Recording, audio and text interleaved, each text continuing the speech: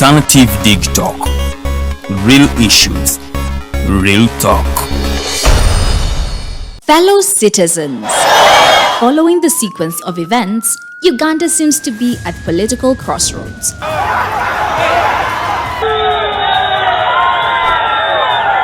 I'm not a servant of anybody.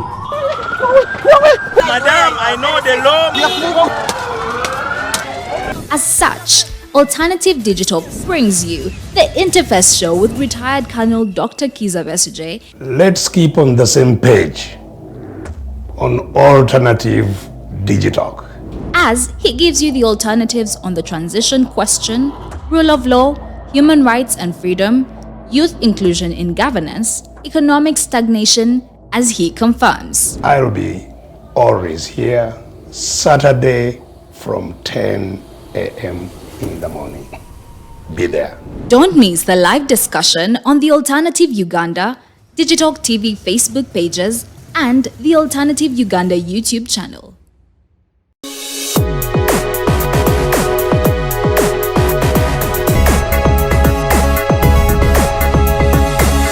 The Alternative Digitalk.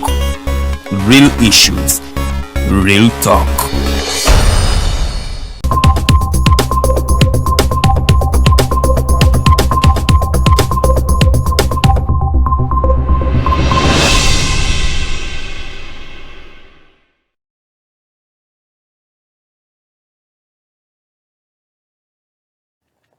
Akawungeza akalungi gwe munange atwegasseko olunaku olwaleero lunaku lwakutaano ennaku z'omwezi tubala 18 omwezi tulimu gwa Muserene omwaka 2020 giweredde ddala emyaka ebiri bukyanga okwekalakaasa kubaawo mu ggwanga erya Uganda kuno nno nga kwafiiramu abantu abasoba mu 5. Okwekalakaasa kuno kwaliwo mu mwaka gwa 2020 mu mwezi gwe gumu gwa Novemba oba gwa Musenene era nga kuno kwatwalira ddala ennaku eziwererako ddala 2 ebbiri enzijuvu naye ate nga mu bitundu by'eggwanga eby'enjawulo embeera teyasigala kye kimu olw'ensonga nti waliwo abavaawo n'ebisago obaolyawo bye bakyanyigana kati naye ng'ate atwongera okubasabira Mukama ayongere okuba nga abasuusa naye nga nze omumbejja luwedde Didian mbaaniriza nnyo program The Voltage program gy'oyi mu kulaba buli lwakutaano ffe tubaawo wano okuva ku ssaawa 1 yakawungezi paka ssaawa 3 ez'ekiro nga twogera ku nsonga ez'enjawulo eziba zigenze mu maaso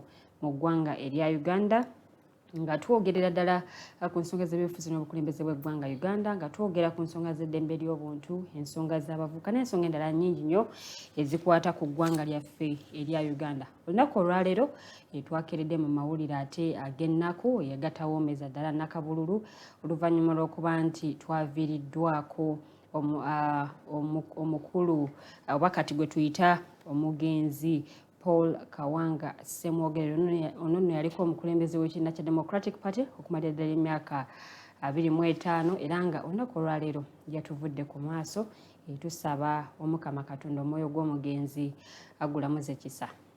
Nsiriseemu kaawe eddakiika ng'emu munnange ng'ate nnyongera ddala okunywererwamu n'eggwanga lyonna munnange olw'okuviibwako omukulu oyo abadde empagi nene nnyo mu nsonga z'ebyobufuzi era nga bangi nnyo bannabyabufuzi abayise mu mikono gye era nga munnange mu studios olwaleero negatiddwako abakulu ab'enjawulo. Nina omwami Lwanyaga Alex Rovans ono nava mu kibiina ekya National Unity Platform atwegasseko olwaleero yagenda kutubuulira ye omugenzi amujjukirako biki ddibu ki kubanga alese eddibu eddene mu byobufuzi by'eggwanga.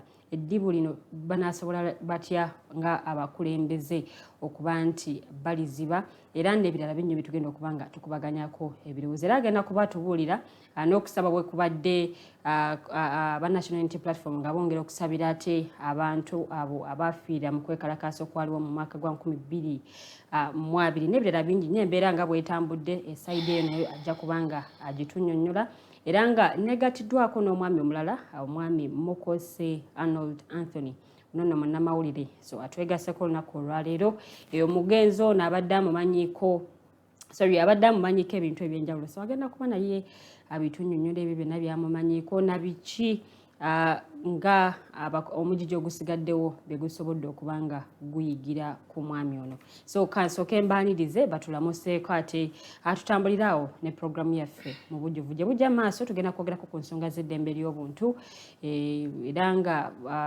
ensonga nnyingi nnyo ezibadde zitambulira ku nsonga eno y'eddembe ly'obuntu ate n'ejjero gye buvuddeko naye yavaayo n'atutegeeza nti mu ggwanga Uganda eyoyo teriyo nsonga ya kutyoboola ddembe lya buntu era abakulu abamu ne bavaayo ne bagamba nti omukulu ono alabika oba yali yeerabiddemu oba mu Uganda oba takyabeera namu bingi nnyo ebyayogera ku nsonga eyo naye ng'ate nabyo tujja kuba nga tubyogerako oluvannyuma ate tutunuliddeko ku nsonga ey'ebyenjigiriza ebyenjigiriza mu ggwanga lino erya Uganda. Ekibiina ekitaba abasomesa mu ggwanga bavuddeyo ne basaba ebibiina ate nga bwe bibadde 7 mu primary bongereko ekibiina ekyomunaana. Ensonga eyo yonna tugenda kuba tugyogerako ngenda kubanga ate mbawa details zaayo ne curriculum empya byonna tugenda kuba nga tubyogerako. Nsooke nnamusa abagenyi bange ate atuuke tugende mu maaso ne programu yaffe ey'olunaku olwaleero. Mwami Alex namusa kuba tulaba olwaleero. Batulaba balamusizza tubakulisa ebyo nawe muyiseemu buwanguzi bwe mufunye abayise mu kunyolwa oba bafunye okunyigirizibwa kw'enjawulo era ne tusaba Mukama ffenna ayongere otugumiza tuwa obuvumu bwawamu wabula ate era nyongera okusabira famire y'omulwanyirizi w'eddembe omukubiriza politician gwe twandiise aludde wano mu byobufuzi era gwe tuyigiddeko ebintu bingi po semwogerere Omukama bw'ayisa olwaleero batugambe ku makyago olwaleero naye ng'ate ffe abatembeeta ensonga za demokrasi mu ggwanga Uganda tumusaaliddwa kubanga abadde mpagi nnyo nga gye tuddukira okusobola okubanga yabadde unifying factor wakati w'abo abalwawo okukkiriza nti political parties oba opposition political parties zandibadde zikwatagana ku nsonga ezitwala demokrasi maaso. So abadde wankizo nnyo gye tubadde eba munda mu political parties ng'agezaako buli ekiba kiganyi ku myaka gino makati wa 345 ffe ng'abali mu politics nga tuddukira ku ye kubanga abadde abiruddemu abadde abitegedde ensobi zitubadde tujja tukola nga tutandika politics abadde agezaako okuwa direction nti mwandikutte bwe muti mwandikoze bwe muti. So eggwanga efiiriddwa Democratic Party olw'okuba ebadde emuliraayingako nnyo okukola decisions eza okutereeza ebyo bibadde etambudde obubi naye okutereeza mu maaso gaayo ba future yaayo era abadde mukulu wa njawulo. So kyannaku okuba nti omuntu nga bw'atyo asobola okuva ku maaso ng'eggwanga ng'aba politicians ng'aba bakulembeze mu bitundu ebyenjawulo mu bifo ebyenjawulo tumusaaliddwa. Tusaba era Katonda ayongere ffenna otugumiza awamu kubanga lwe lugendo lwe lumu ebyenjawulo bye tuleka ku nsi ebikola bye tuli mu kukola olwaleero. Weewaawo ngenda kuba nkuddira katono nnyo okwongera ate okulambulula ensonga eno ku bulamu bwa Dr. Paul Kawanga Ssemwogerere kati omugenzi. Kansabe Mwami Mukose era naye mu buufu bwe bumu alamuse kuba tulaba olunaku olwaleero. Omulabi waffe omulungi tukwebaza eyo nagyoli era gy'osinzidde okubanga oteekudatawo ogoberere ensonga ez'enjawulo nga bwe mbagamba si ffe abakugu oba abamanyi ennyo mu ggwanga Uganda wabula twogera ekyo tumanyi kwongera kuzimba tofaali ku ggwanga lyaffe Uganda ti nyinza okubanga bitogera okwogera birabo ebinyiiza naye ndowooza yaffe naawe olina endowooza yo mu bufu bwe bumu munzikirize nyolere wamu si famire yokka si bannabyabufuzi bokka si ggwanga Uganda lyokka naye bw'obanga oli mulwanizi wa ddembe oyagala enfuga etambula ku demokrasiya ng'oyagala nnyo obwenkanya era nga oyagala nnyo enfuga eri ku mateeka then tufiiriddwa omusajja empagi luwaga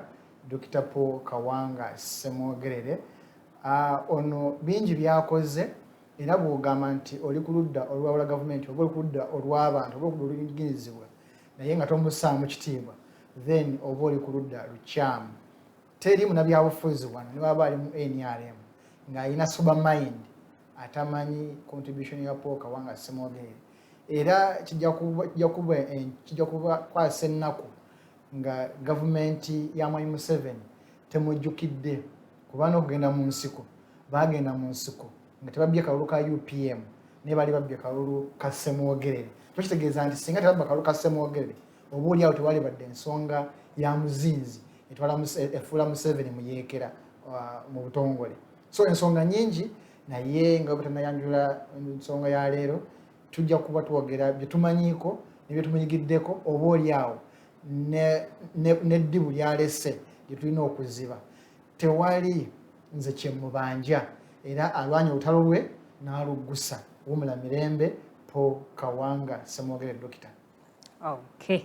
Oyo ye mwami Mukose naye tuli naye mu studio z'olunaku olwaleero. Tugenda okubanga tutambuza programu eno okutuukira ddala ate ku ssaawa 3 ez'akawungeezi. Naye nga tetunaba ate kweyongerayo ngenda ssaba producer asooka mplayingire obutambi buno wamanga. Nsaba producer mplayingire akatambi ka Archbishop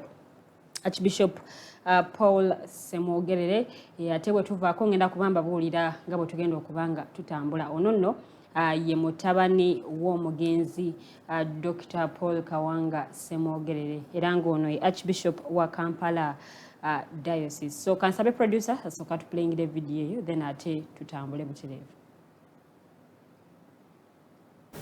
Ku lunaku luno olwa 11 February 2022 mu ngeri enjawulo nga tukuza olunaku lwa Maama Maria Werudi era n'Eklezia yonna awamu nga tukuza olunaku olw'abalwadde. Tulina omukisa okulaba nga tukulizaako era ntutwebaza Katonda olw'emyaka 9 egya taata Paulo Ssemwogerere gy'amaze ku nsi.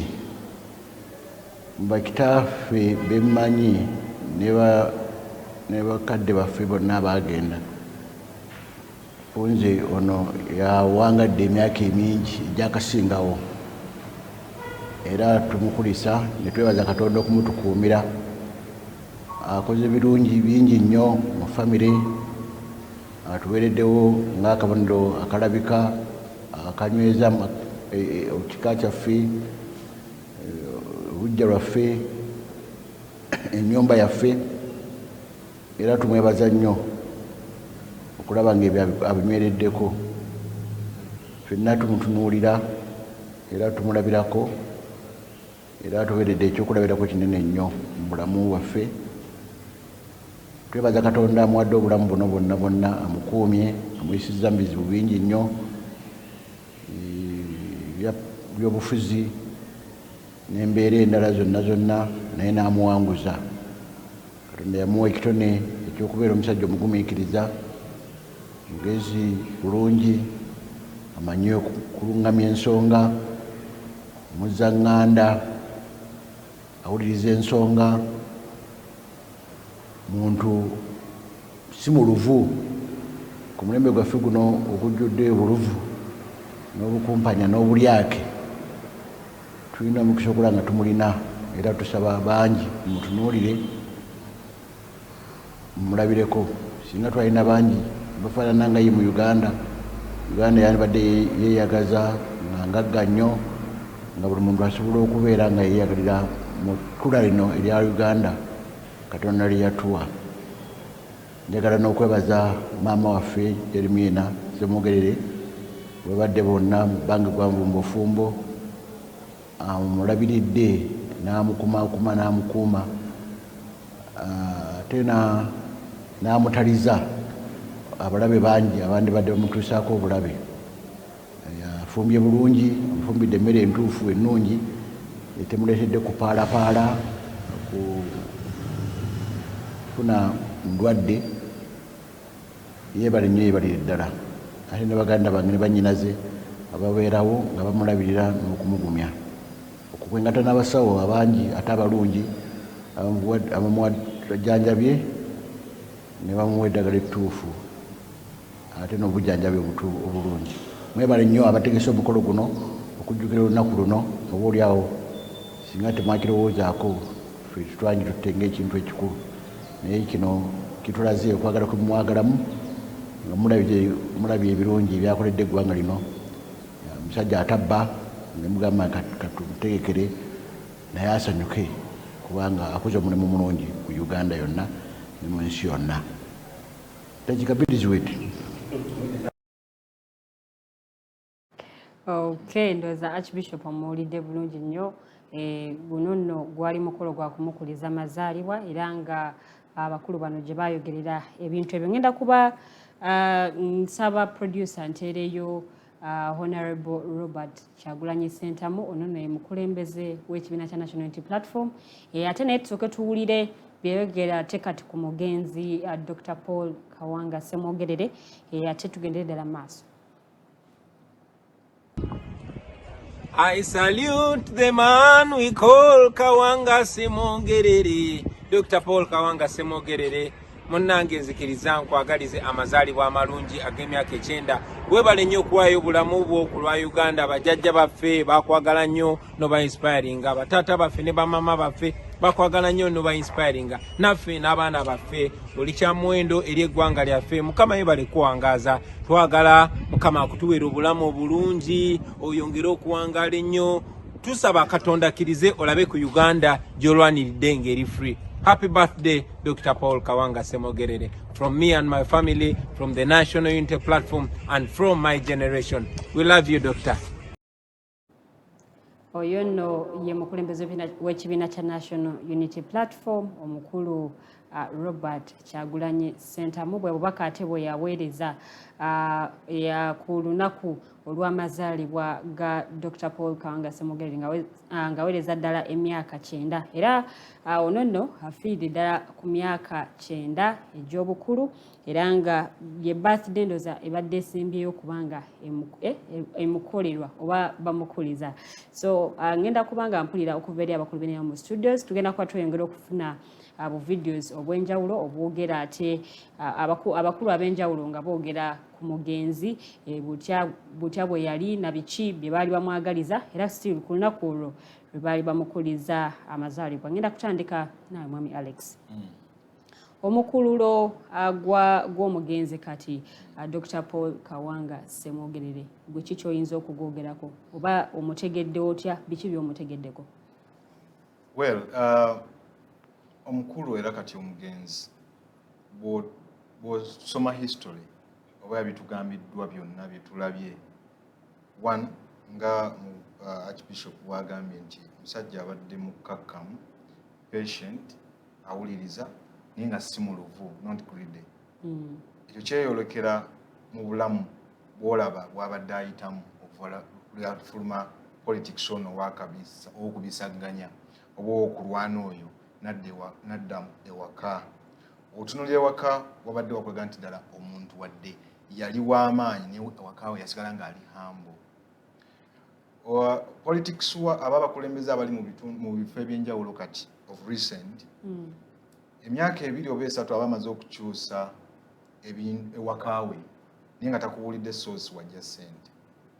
Kawanga Ssemwogerere bw'omutunuulira obulamu bwe wadde yabituukako byonna okulembera ekibiina nga DP bwe yali eri ku budde emyaka 25, wandibadde olaba nti yandibadde nga era mataka yagagujubanira, bandibadde baga nti alina gana amataka alina biri naddala nga ogeza ku bakulembeze nga baliwo olwaleero, nekitegeeza teyali greed ebyaddala, abadde kyakulabirako ekyo ekiri mu birabikako nti bw'aba ayogera democracy, bw'aba ayogera ekyo omuntu kyadde afuna mu bukulembeze oba okuyambako abantu okugenda mu maaso nga akyeragirako ng'omuntu. So okumuyigirako abadde akola ekyayagala omuyigireko gwenga gwali mu politics oba gwayagala okuyiga mu lwa politics. Bw'otunulira nti ddala okulwana nga muganda wange Arnold bwagambye, okulwana kwa mukulu Museveni okugenda mu nsiko nti kwali manduso y'akalulu ak'omugenzi akaali kabbiddwa. Naye ate ye n'atagujuba nagenda ddala kulwana. Kitegeeza yali akkiririza mu real democracy tiwadde banzibye ne sinze nkutte emmundu, ajagala agenda mu nsiko kuttisa abantu babwereere, ajagala ye n'agenda n'alwana. Kitegeeza obukkakkamu obwo mu kitwanize patience mu ye kyali kyanjawulo, si kyangu ne mu ye kyali kyanjawulo nti wadde gwe baali babbye gwe baali baga nti baali babbye akalulu yakkakkana n'akkiriza nti osanga nkyalina chance mu maaso. Ekira kyenyinza okubanga byalenzikiza nabadde musajja mugezi. Bw'otunuulira poliisi wagamba kugatta Buganda, kugatta Baganda, kugatta biki byonna ng'olaba yakozesanga amagezi ag'enjawulo. Ng'alinga one man yagattanga abantu bonna okulaba nti batambula ku ndowooza eyo yali yeetagisa okubanga wa direction ku budde obwo. Gaba amagezi era kiba kitone. Mukama ayinza okubanga amukozesezza ekyo kitone okukijjayo bulungi ffe abamulifaalingako ne tukiyiga nti twandibadde tuba bakkiriza timu ekyo tukkiririzaamu ekibanga tekiyambe eggwanga ogenda mu maaso tukikole nga kitwekekeredde ani ayinza kubanga ali afekedde naye ku lw'eggwanga tukikole. Owulira nga byonna ebyogera ku Paul Kawanga byonna bijjayo ekyo a true citizen man kugamba nti kino twandibadde tukikola nga kkiririzamu ekyo ng'era okiraba nti bakikola. DP bw'ogiraba emisingi gyayo gyonna ng'oggyeko omwami Ben Kiwanuka olaba nga Kawanga Ssemwogere ne mu maka g'abantu personally yatuukangayo n'asulayo n'asiibayo okulaba nti ddala enjiri eyo eya democracy tekoma kwogera eno ku maleediyo neekkirira wansi ku mirandira.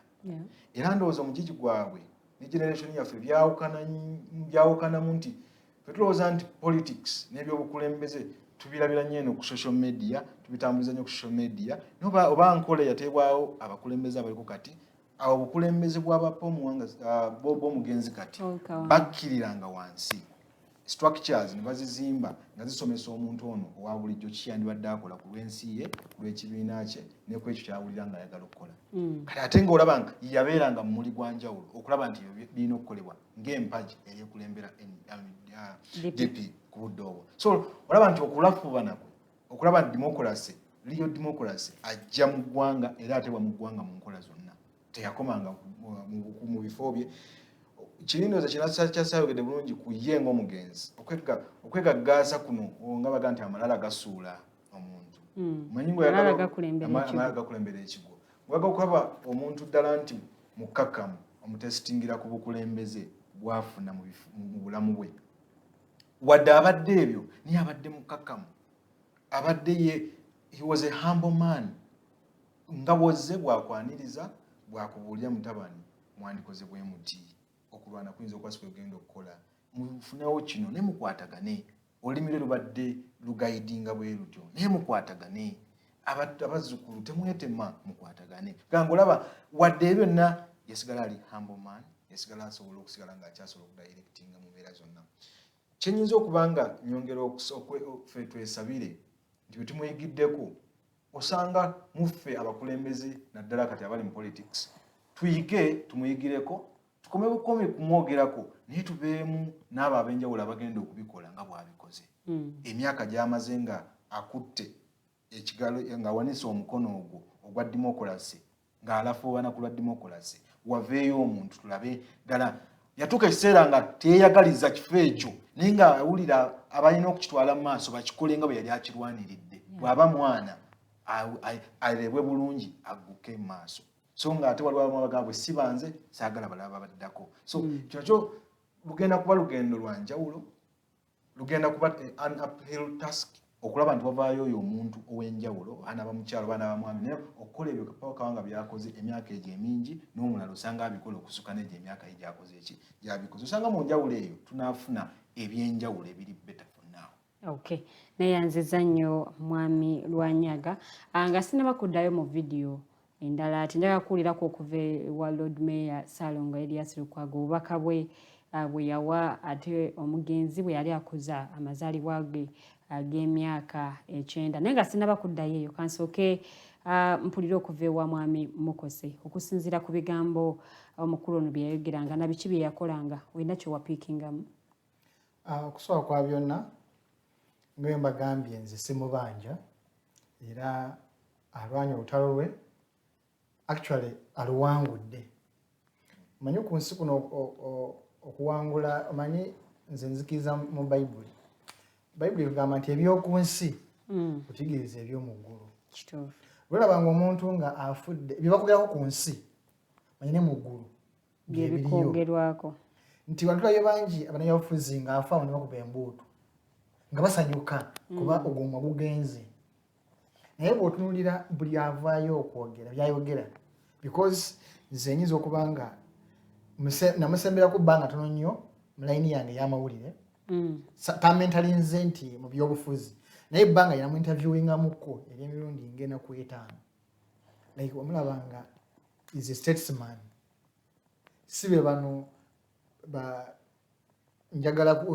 njagala kwegaggawaza sibe bano nze byonna mu byonna nedda nti n'olwaleero okubanga tuyagalira mu multi-party democracy olwaleero yalipooka nga simwagala yagenda mu kooti ya ssemateeka ng'awakanya okubanga Uganda teri mu nfuga ya bibiina era nawangula omusango ogwo era gw'obanga oli mu opposition obanga ogamba ndi wa NRM ndi wa CP ndi wa DP naye nga tomanyi mu mulembe gwa Museveni ebibiina ebingi byakomawo bitya era nga towa Ssemwogere kitiibwa then gwe byoba olimu oba tomanyi byolimu nti wonolya Ssemwogere ye munnabyabufuzi abadde asigaddewo nga ne waba waliwo bickering between NUP, FDC, DP nga bonna unifying factor nga teryamujeemera nti FDC niwabanga alina ekigundi ekonde ku mutima Ssemwogere n'abayita bagenda nowa NUP niwabanga tayagala kusinkana nowa FDC oba wa DP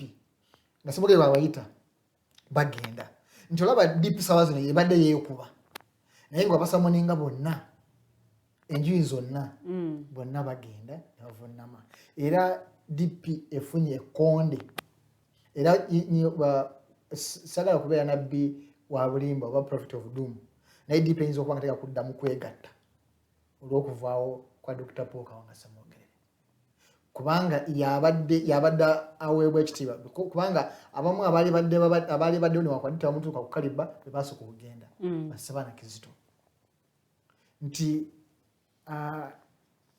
Ssemwogere ye muntu abadde ayogera kyategeeza ye muntu atakudyekadiyeka ye muntu atekiiranya nga bw'amanya nti mumbejja bw'olina ensobi bw'abayita niwakwadde bagamba mutuule mukaanyi naye nga bagamba wano wakolamu bubi naye musonyiwagane olw'okwagala okutambuza eggwanga ligende mu maaso ensobi zikolera abantu nti olwaleero yaviira Dr. Besigye n'agamba nze ndiwuumudde bino kwolaze viga nti osobola okutambuza struggle tandikiraawo akati kaako ennaku zibana abafuzi batono nnyo asobola okugamba nti Lwanyaga nze ntambula ogenda lumazi akati kaakano tambula ogenda batono nnyo nti olwaleero tuli mu byabufuzi byakweyagaliza byanfuna okitegeera mu bibiina byonna either kiri mu opposition oba kiri ekikulembera eggwanga Uganda buli afuna ekifo ayafuna batono nnyo abali mu kuweereza abantu naye Ssemwogere era bw'otunuulira abaana abayita mu mikono gya Ssemwogere abasinga banjawulo ku bakulembeze ayinza okuba nga alina obunafu bwe ng'omuntu nga bulinakyo naye bw'adda mu senseze ez'ebyobukulembeze olaba nga ali soba nankwadde lisiti nti ng'oggyeko wano empewo ey'ebyobufuzi eddala n'emuzunza eri n'akola ensobi naye bw'adda mu senseze alina kyakola n'omanya nti yensigo ya Paul Kawanga Ssemwogere mwami Mukose ngenda kusaba okomekaawo katono nnyo sooka osimbe wakati nsooke nfune producer sooka ntereyoko ku video ya Lord Mayor Salongeri Lukwago awamu ne ya retired Colonel Dr. Kizza Besigye bwe tukomawo mwami Mukose ngenda kubanzirayo ewuwe kubanga agenze n'ayogera n'agamba nti omugenzi kati Paul Kawanga Ssemwogere alwanya olutalo n'aluggusa ekibiina kya Democratic Party kye yakulembera emyaka 25 ne bwe twogerera kati bwe kyabeerera mu myaka giri n'emyaka gino bwe twogerera olutalo kituufu yaluwangula oba yalulwana n'aluggusa mwami Mukose agenda kubanga atuddamu naye katusooke tulabe videos zino omukisa guno n'obuwombeefu n'obwetoowaze okuyozaayoza mukadde wange Dr. Paul Kawanga Ssemwogere okeza emyaka 9 kino kirabo tekivudde walala wonna naye eri Omukama Katonda tumwebaza ekitiibwa n'ettendo bidyo eri Omukama mulungi ekiseera kyonna Omukama mulungi era weewaawo ezo embeera ze tuli basanyufu nnyo okulaba mukadde waffe nga oli mulamu oli mugumu ate era nga tokoowa kulaba nti olambika eggwanga lino oyise mu bintu bingi naye ekisinga obukulu byonna ng'omuzungu bwaga nti obadde ku right side of history, obadde ku side ntuufu ey'eggwanga ng'oli ku nnono ezizimba eggwanga. Era obulamu bwo obw'emyaka 9 bulamu bwa statesman, omuntu gwe bayita statesman, omunakazadde w'eggwanga, nti emiyaga gyonna ezijja gibeerawo okuviira ddala mu biseera bya independence okutuuka olunaku olwaleero ng'obaddewo okulaba nti oli ku sayidi ntuufu, towuguddwa, tobeerangako omu ku abo abalwanyisa demokrasi, tolwanyisangako nteekateeka za kuzimba eggwanga eriri ku musingi ogussa ekitiibwa mu ddembe ly'obuntu. So tukwebaza olw'obulamu obwo, ate ku lwange ng'omuntu tukwebaza okutuzimba ng'abaana. Nze olwaleero ndi musanyufu nti nze omu ku bibala byo by'ozimbye mu ggwanga lino, n'embeera nga nsobola okuyimirirawo ne tulwanirira rule of law, ne tulwanirira amazima n'obwenkanya, ne tulwanirira enfuga eya demokrasiya, ne tulwanirira eddembe ly'abantu.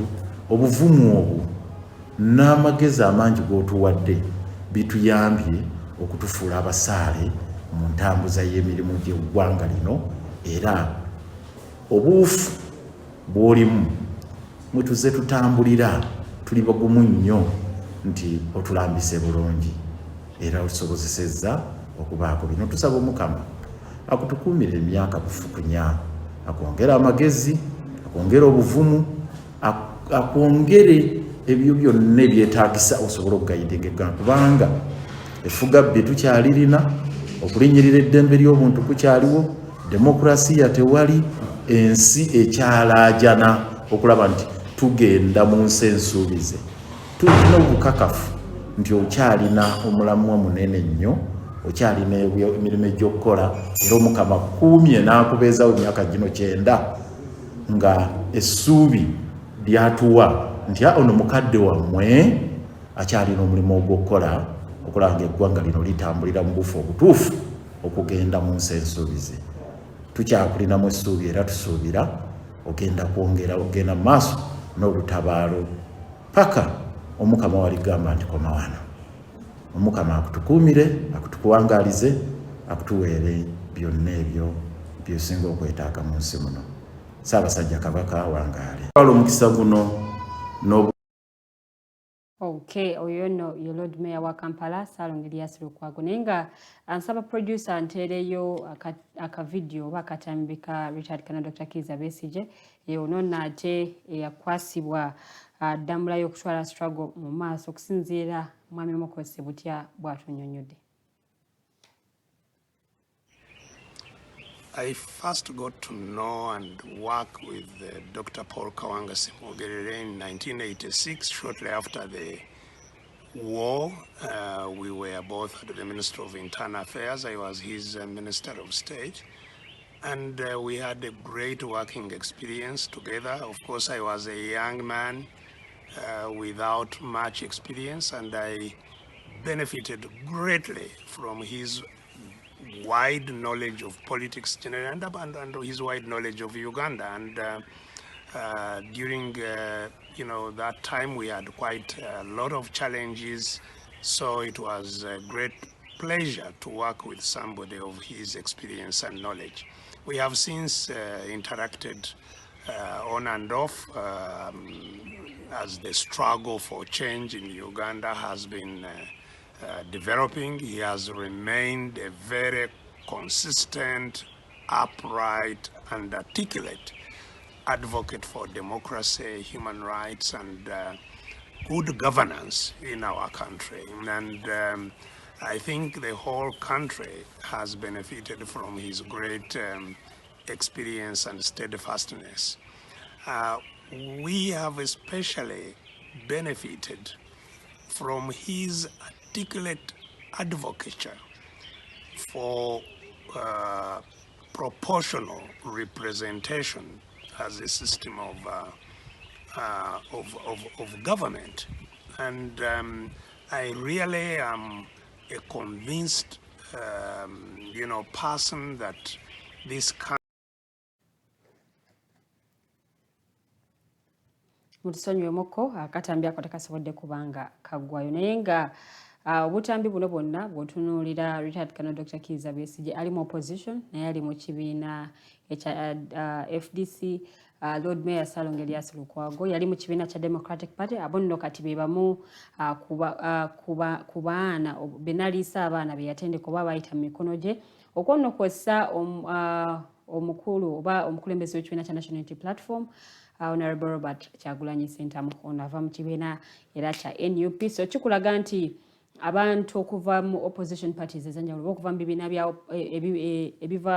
ebiri ku ludda oluwabula gavumenti ebyenjawulo basobodde okuba nga bafunako ku nsulo ey'amagezi okuva ewa mugenzi kati Dr. Paul Kawanga Ssemwogere. Naye ekibuuzo kyange ngenda kuba nkizaayo ewa mwami Mukose nga bwenna kibategeezezza nti agenza n'ayogera n'agamba nti olutalo alulwanye n'aluggusa ekibiina kya Democratic Party mu myaka egy'ekinaana mu myaka egy'ekyenda kyali kibiina ate ekyamaanyi ennyo naye ate bwe twogerera budde buno oba ssaawa zino ebintu birabikanga ebyakyuse oba ebyakyuka. Mwami Mukose, ddala olutalo yalulwana n'aluggusa? Bangi bayinza okulowooza nti omuntu okuggusa olutalo alina okuba nga ye mukulembeze w'eggwanga kuba nti olwokuba yali abaddeko n'ekirooto eky'okwagala okukulembera eggwanga Uganda. Naye nze kyempita okuggusa olutalo bye biki byolese, biki byokoze, obikoze otya, bameka abaganyuddwamu nti eri abali mu bifo by'obukulembeze olwaleero naye nga tebawangulira olutalo oba kyenjagala okukitegeera nti mukulembeze naye nga byakola tebina gwe biyamba n'akakundi akamwetolodde oba tuwangulira olutalo lw'abantu. Naye Ssemwogere bw'otunuulira byonna ebizimwogerwako byonna bangi era bakyavaayo bingi nti kusobola kwa byonna nga bwegambye omwaka gw'ekinaana yawangula akalulu nga bulaba 2021 Kyagulanyi yawangula akalulu. No, Electoral Commission yalina obuyinza obwenkomeredde okulangirira ani awangudde. Sinagamba nti Electoral Commission nti yagamba oba teyagamba kugambye nze endowooza yange nga Mukose Arnold Anthony Munnayuganda singa munnamawulire actually kino nkyogera nga munnayuganda nti nga bwe gwali mu 2021 ne 2018 bwe gwali nti Ssemwogere yawangula Obote ne bamubba naye yakulaga nti olw'okuba ye ayagala nnyo ebintu eby'emirembe yagamba newankubadde empangudde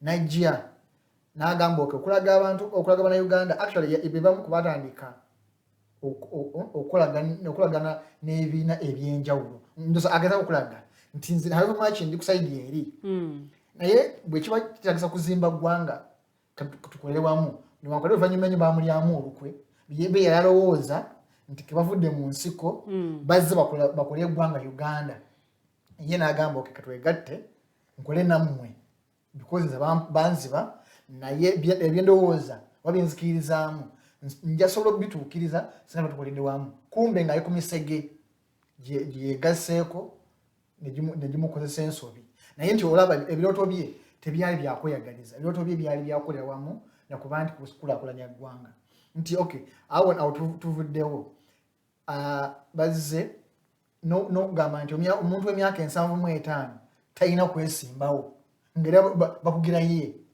nga Museveni alaba nti Ssemwogere threat musinga kuma ku ballot abantu bali babiri Ssemwogere n'Obote sinabageza n'okuma ku ballot bali threat wa Museveni ne batera akakugira naye n'agamba sijja gujubana nze sagala buyinza abala bakulembere najja n'agera ku ballot nebyaliwo nebibeerawo naye n'agamba siru eggwanga zikatambula n'alaba nti NRM oba enkola y'omugendo tegasa bannayuganda naye akkiriza mu bibiina ebyobufuzi ebingi n'agenda mu kkooti ya ssemateeka n'awangula omusango bannabyabufuzi bali mwe beyagalira nti NRM walera avuma opposition naye tamanyi twakyavuma nti waliwo oyo eyavaayo n'agamba okekale njagala ovume ng'ovuma wa NRM n'owa FDC n'owa DP n'owa UPC tugende mu kisaawe nga muntu endowooza ye teri mu mugendo. Okay.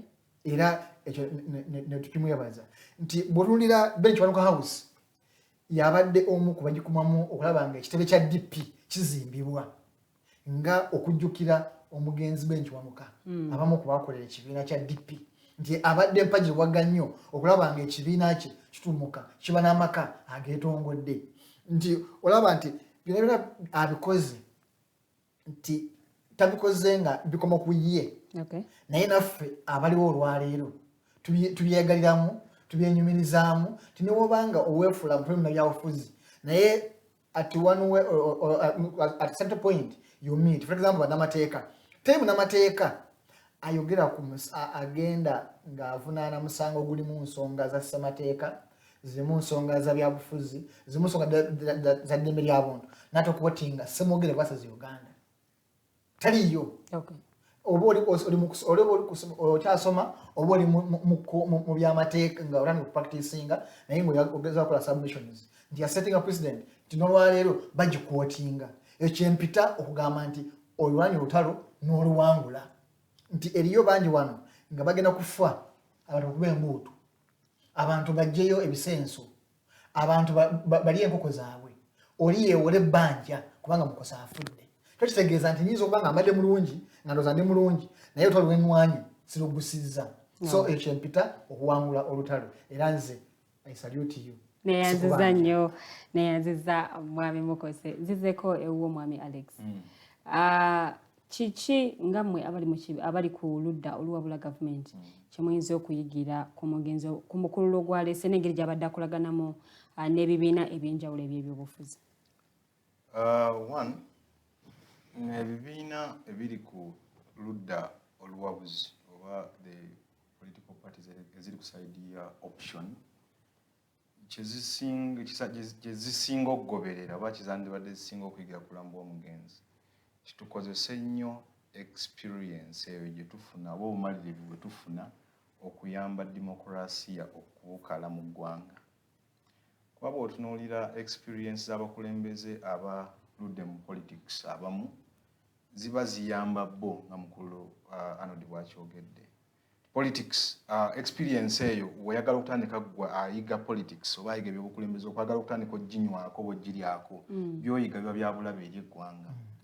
Bakulembeze naddala abaliwo olwaleero abo abakozesa interest than commitment for this nation. Kati fe abali mu options noza twandibale tuyiga nnyo nti experience ya Paul Kawanga Ssemwogere etuyambe kutwala mu muli gwa democracy mu maaso kubanga bwe tutagulwanira kugguka n'ezino entalo ezimu zabadde awangudde ng'omuntu zijja kufiira zijja kufa mangu tugaana ozirabamu ebyenjawulo beyond his life. Bw'otunuulira okusoomoozebwa kw'abadde ayina ng'omuntu ng'akulembera mu mayengo g'abadde ayitamu sikiwa nti waliwo omuntu ayinza okukulembera political party nga ye bwe yagirwamu ng'agikulembera nga talina nnyo competition ya political parties endala naye n'agayidinga nga takuloosinze oba nga tafuuse wa bigere bibiri kuba kwoli gwavuganya naye n'asigala ng'alinga akyakulembera ekibiina kubanga babikoze ne batuukana okuvayo n'obubonero obulaga nti oyo wadde akulembera ekibiina naye yagenda. Naye omwami oyo omugenzi kati akulaga nti ebyo byonna yabiyitamu era kiraka ebikomo yabifunanga naye yayimirira. Tusasobola okuyimirira okyasobola okufuna omuntu nga bagamba nti omutere w'omukono baguggyeko okyasobola okuguteeka bagutemeko nga ddala okkiriza nti omuntu tanaba kulosinga agenda kusayidi ya politician. Namba abo abalabiseeko ne batutuumukako abo abatannaba kubanga baluuzinga naddala mu test of challenge. Tunuulira waliwo ebiseera ebyo ng'akyakulembera DP nga yakyaliwo ng'omuntu n'obuli obugroups obw'enjawulo cliques suubi nejja nga nno y'amaanyi naye era n'ayimirira n'awa direction DP nesigala ng'ekyayimiridde. Waliwo groups nyingi abakulembeze nga babeera b'amaanyi nga factions ezo ezikuliatingibwa within mu kibiina kyennyini nga ziba z'amaanyi n'okusinga ekibiina naye n'ayimirira n'agamba oba musazeewo tujja basanga naye ku lwa politics oba ku lw'obukulembeze bwa democracy mazima na bwenkanya ku DP kino kye kyandibadde. He was never compromised for small nenga yo opposition erina kyeyiga kati anti kyeŋŋamba nti kyetwandibadde tuyiga nawe tubadde tudduka kati ninyo okusalamu ekirimu abakulembeze bangi nnyo abayise mu mikono gye bamentorinze bagaidinze bw'otunuulira breed y'abakulembeze oba abantu abayise emikono gye olaba nga ku bano kuliko eyapiikinga mu bigambo bye yayogera waliwo eyapiikinga ebigambo ebituufu olw'okuba abadde akyaliwo nga buli wogezaako kwagala okumufaanaganya n'omulala era osigala oddayo ku ye ekyo kibadde ekizibu kyange okumwebalansinga n'omuntu yenna nga buli wengezaako kugamba naye ani agenda okumufaanana era mba nzirayo ku ye kubanga abadde akyaliwo yekka kati olw'okuba avuddewo tutenda kutandika okunoonya ddala ani amufaanana nga byayogera byakola era agenda byogerera ebbanga ki oli abyogeredde emyaka almost 5 nga byayogera byakola byatambulirako katonda anabaana abawadde obulamu oyo omuntu anaabavuddeyo katonda amuteekako eddusu waati naye okusigala nga yakutta omumuli ogwo gw'okuyimirawo nga ye pira because nze nyinza okugamba mu luzungu wano badengezaako kutunuulira okulifaalinga nti the pillar of advocates for democracy agudde oba afudde naye democracy ezino empagi ezisigaddewo zikyasobola okusigala nga nazo zigenda kuyimirira waveeyo egenda okuliplacinga nti ebadde kyobuuza kyennyini tubanga pira eno egudde pira endala ezigenda okujja zimanyi obuzito bwe zigenda okuowninga era bwe ziba zigenda okuowninga zigenda buowninga bbanga ki sustaining that ono omwami kyakoze kikyakoze so ekibuuzo okuddamu amangu kyandibadde nti abakulembeze abali ku side y'opposition abalafu bano okulaba nti democracy abeera tangible mu ggwanga Uganda bandibadde basigala nga amazima ku ekyo kyeboogera kubanga oli awummudde abadde amazima ku ekyo kyayogera nekyayagaliza ensi naye abo bennyini babadde akulembera bw'owulira bye bamwogerako famire ye ng'agyagala amakage abazadde be ng'abaagala eddiini ng'agyagala obwakabaka be ng'abwagala byonna ng'ate abibalansinga omulundi gumu ne biviirayo mu ye ne biviirayo mu ebyo byabadde akola ku lw'obulamu ku makya kawungeezi ng'alafubana ku lwekyo so ndowooza consistency mu Luganda kyandibadde okusigala ng'oliwa okulemerako ku ekyo ky'okkiririzaamu kiro misana oba waliwo akulaba watu wali akulaba kitulina nakyo okuki-owninga n'okukikkiriza ffe abali eno kusadi erowooza nti oli tali mu bikola bulungi ffe bwe tunajja tujja bikola bulungi okusinga ye kubanga bwe tutakikola nga tukyakirwanirira kitegeeza ne tunaatuuka ne tukifuna era tuyinza okukyuka amangu naye naakikulaze nti era singa yafunako chance n'akulembera kubanga kafaananyi mukulu Kizza Besigye agambye yasaavingako naye nga yali wansi naye ate yatuuka najja n'amanya nti kati wadde wali wange naye ompiseeko kati kankulekera okulembe kuba sikyalina busobozi nze butwale ekyo gwe kitwale batono bayinza okuba bali omu ku 10 asobola okukkiriza nti kati nvudde oyo oli asambagala ate sinagamba munanziika buziisi naye nga nkyaliwo nze ngenda okubeerawo I am the only one person who can do without me no one else. Don't you think ebyobufuzi wano mu Uganda bitambulira ku muntu? Yes, naye kati ebyobufuzi by'ebibiina bino bitambulira nnyo ku muntu. Bitambulira nnyo ku muntu naye n'omuntu yennyini abeera wankiza okutraininga nakkiriza nti wadde mbadde nze w'amaanyi abalaka bakitwale. Omukulu we bw'otunuulira Erias akugambye y'omu kuba mentalinga. Tiyamulemesa agenda kutandika wadde okwesimbawo. Nankimanyi bulungi nti abadde abaleka ne bagenda ne bakola badde kumwebuuzaako n'okumuyigirako. Naye ndabamu akafaananyi ng'omukulu ng'omu kati ali mu ntebe eyo gy'aluddemu. Ye ng'awulira nti alina bakwagala kutraininga muntu yenna nti bwe mba nvuddewo ayagala kutraininga nti mulifaalingako as one person yekka ng'omuntu. Onaakulaga nti yatraininga mukulu Mpuuga. Leader of opposition. Babedi Bwanika. Bamunamboze bonna Segona bw'otunulira all those nga bonna bayigidde ku ye kati ate n'amala nga ne zino formations endala zonna zimala ne ziddayo ne retreating in his home to learn from his wisdom kati ebyo byanjawulo nti wadde oli weefuddisi bakulengera naye badde tebakubuuza onoonyezaayo ki wadde oliwe NUP bakulengera tebakubuuza onoonyaayo ki tell me n'oli ennyini ono ali mu ntebe bakulengera bakuba wadde onoonyaayo ki kwa alinga abatagattako alinga agenda okwawulako kitegeeza eyo enjawulo gy'abadde ayina kuba n'abaagala okusigalawo n'okulwawo ebbanga eddene kubanga bakulaba ne bamanyi ogenza kufunayo magezi gatwala mu maaso ggwanga naye bakulengera ne mukulu Museveni bamanyi ogenda kuggyayo magezi gabba ggwanga mukulu Lwanyaga ne mwami Mukose comment eno ndowooza mbadde nsaba tugende nayo ate tunabakuumulamu olw'ensonga nti eri ku mulamwa gwennyini gwe tuliko waliwo komenti zinagamba emisege ne mugikozesa ensobi Arnold Chairman Mao recently signed an agreement with the said Misege that betrayed Dr. Paul back in the day for the second time on Dr. Paul's watch.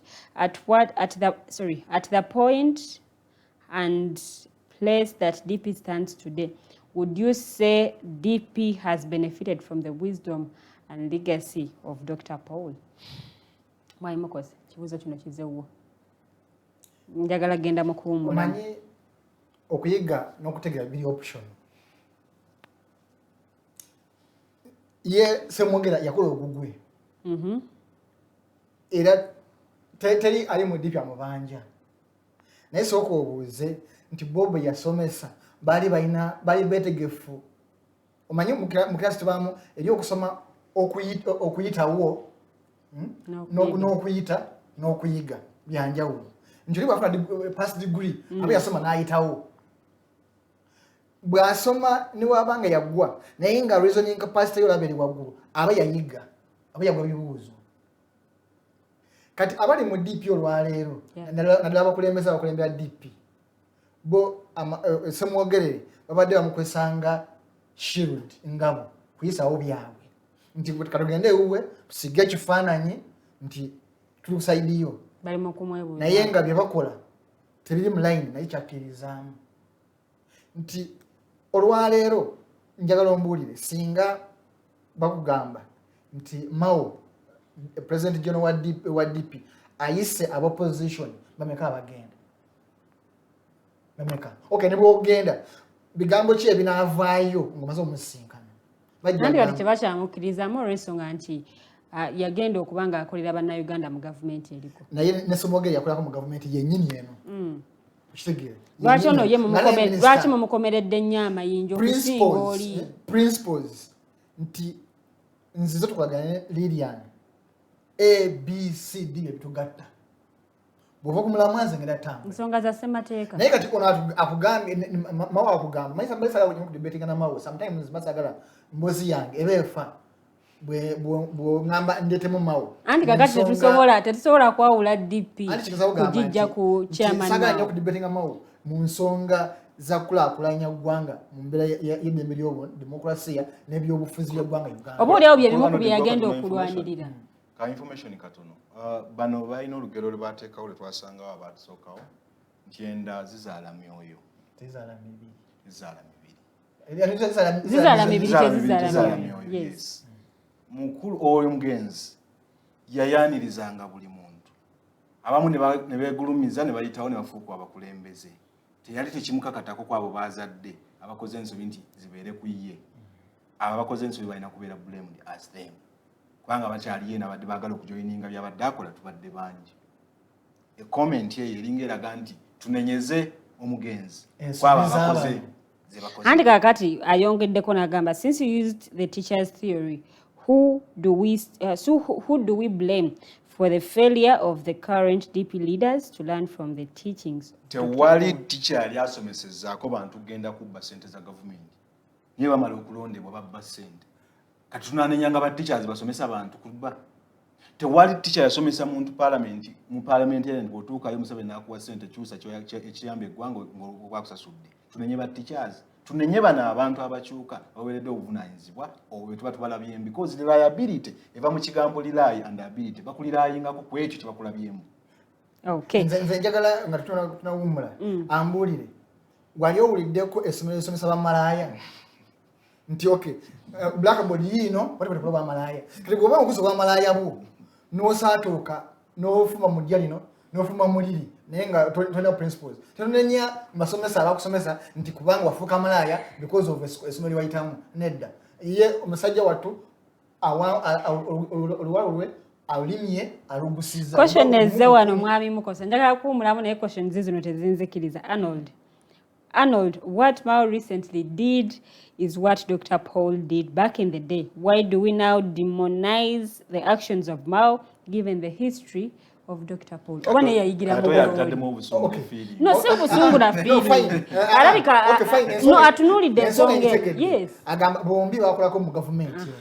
Oli yakola government yemu actually. Yes. Ekyoli nekibanga kiri nnomo naye ate ekyono bamukomeredde. Nti nkyewuunyisa nti Semwogere bayinza okuba tebalina ndagaano okumanya kyenge okulaga principle kyabaita principles n'okutegera kikyogendamu bayiza wati walina buwandiike ngama obwalina olwaleero obaoli awo bwaliwo naye nga tetumanyi obanga tebwavaayotumanyi ebisonotono kale tebwaliwo naye yasigala ng'asigaza omutwe gwe naye alina n'obuwandiike naye oli n'agamba nti ebyo byayogera tetwabyogera nako tetwabiteesaako oyo alina bibyo byayisaawo twakitegeeza nti wasoma naye tewayiga anti owuliriza side emu n'okamenga to conclusions yani tulina okuwuliriza side zombi ebyawandiikibwa oba ebisoma ku mugenzi Mwogere weebiri bino ebyono bibaddewo nga weetuli kiba kitegeeza nti ono bwe yamala okwogera Museveni n'amwanukula naye n'amuddamu kiba kitegeeza kiri ku record so kati nze Mao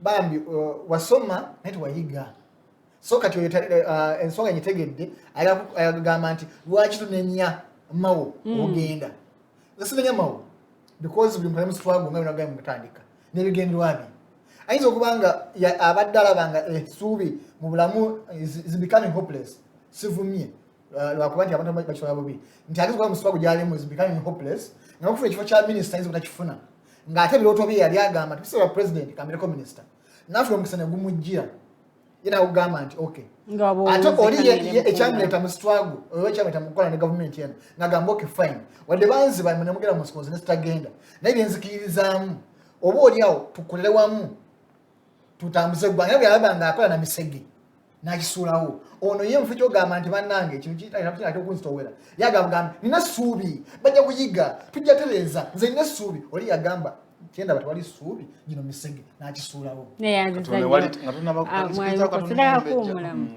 nga nsaba bayinza obutatuzaayo ku mutwe nsaba bekikwatako eba Democratic Party ekyayimiridde oba ekyali ku gundi awo bakiyita kaleberebwawo okugulirawo eprofiling oba etuwandiikireyo ekitabo ku ntalo ku bulamu bw'omugenzi tukirabeko tukisome tumusome kubanga wanjawulo bakulembeze betugenda okufuna naawe betubaddeko nabo ne betulina naye ye wanjawulo so n'ekyo profile ye yandibadde evaayo bulungi byonna nga mukulu Arnold bwaganye yatuyingiza democracy ono wa political parties tubirabe sequence ne chronological events zonna zagusizza zituyambeko kuba tumulifaalingako kubanga otuuka ne bagamba nti akalulu baakabba naye nga ne history omunoonya n'akula because awo tetwalina budde profilinga katusaba ku budde buno nga tukyali tubyogera byonna betwogeddwa bimwogeddwako bigende mu kitabo ekyo obulamu bwa Paul Kawanga Semwogere success and failures tuzimanyi nazo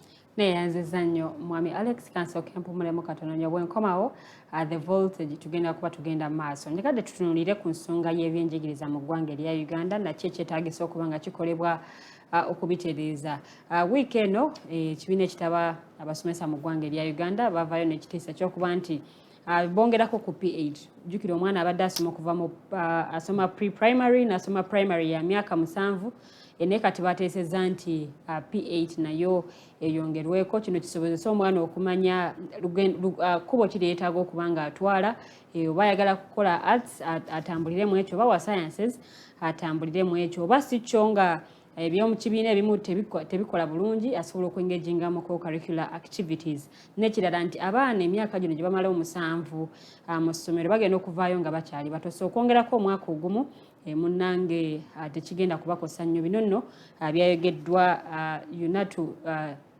General Secretary omukulu Philbert Bagoma kasooka tumunemu katono nnyo bwe tukomawo tutandikirawo wennyini.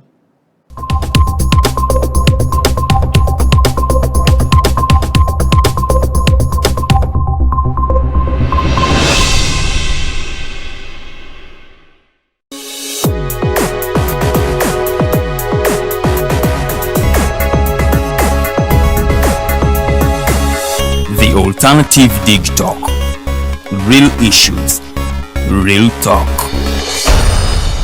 Fellow citizens, following the sequence of events, Uganda seems to be at political crossroads.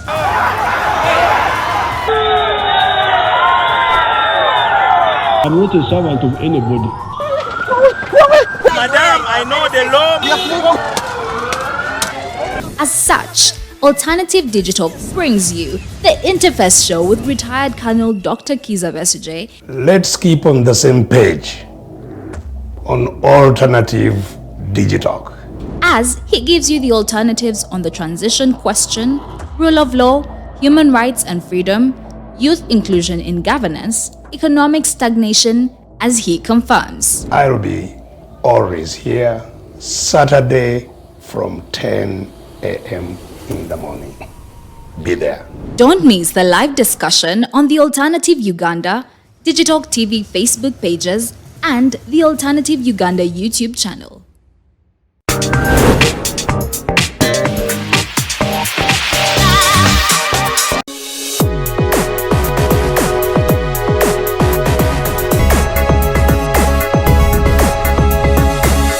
The Alternative Digitalk. Real issues, real talk.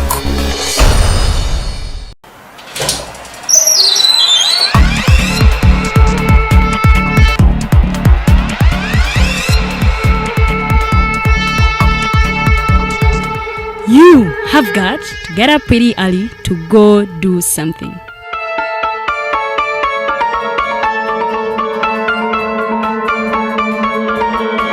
We are the Alternative Digitalk.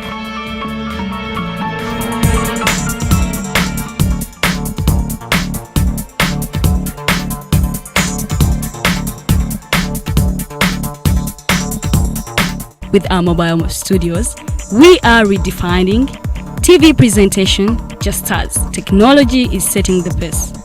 We are blending our approach with fresh, perspectively designed breakfast show, The Mighty Drive, informative and entertainment show, exclusive and live interviews. We President Museveni wadde juzi namulaba apima akawunga kilo 2 tasobola kalya nini bwaba alya kilo 5 weyannema okuliisa eggwanga ne bwe limundekera. Njagala kwebaza the Alternative Digitalk etuwadde kano ka Mighty Drive era n'abatuwuliriza bonna abali ku mikutu njagala basaba mugendo maaso n'okuwuliriza. All given to you just a click away on your phone, tablet, laptop and smart TVs as we are streaming live on our social media platforms, on the road and on the go. We are the Alternative Digitalk.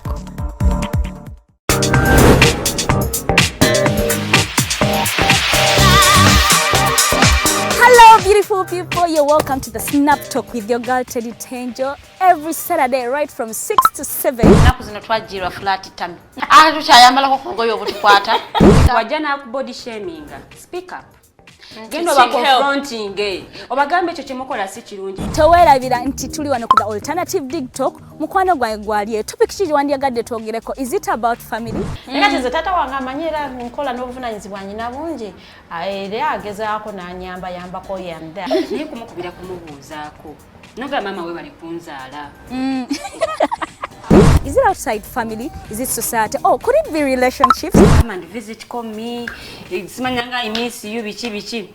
Especially embeera y'obudde si nnungi. Naye n'omuntu akwagalira mu season yaba takwagala ze nkubuulira. Just be commenting nga topic yona gyandiyagadde twogereko tujja kwa tujogera kwano ku the Alternative Digitalk ku share enganzi the Snap Talk.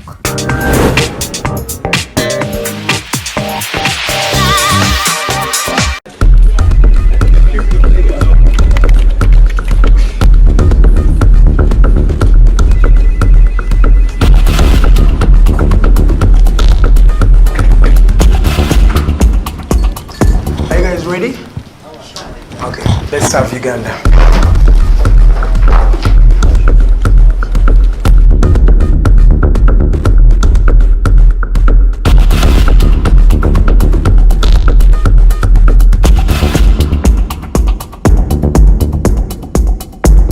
As promised, we deliver. We are redefining the social media narrative, asking tough questions and holding your leaders accountable. We are non-partisan and break down having a conversation with Uganda. We are the Mighty Drive. We hold debates that give you viable solutions. We bring to you people that Ivora is wanting to listen to. We are gender sensitive and give space to the unheard voices. Not forgetting the quote of the day. We are live on our social media platforms, The Alternative Uganda on Facebook, YouTube and Twitter from Monday to Friday, 7 to 9 a.m. Don't miss the debate behind the wheels and Studios. I am Edgar Matthew Karuhanga. Farida Vikobiri. And Princess Luwe Delidian. Expect in-depth analysis, credible, factual, and authentic information. We are the Alternative Digitalk. Real issues, real talk.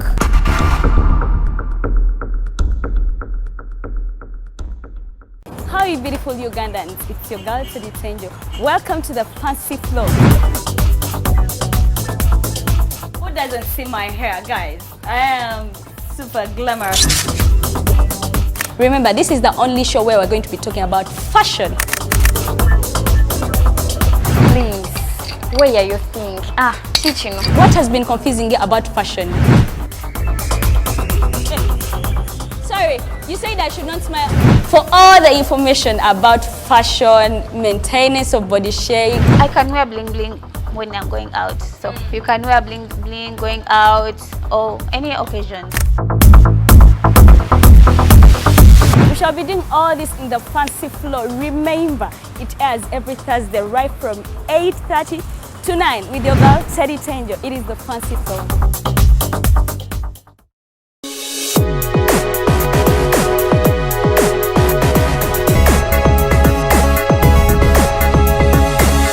The Alternative Digitalk. Real issues, real talk.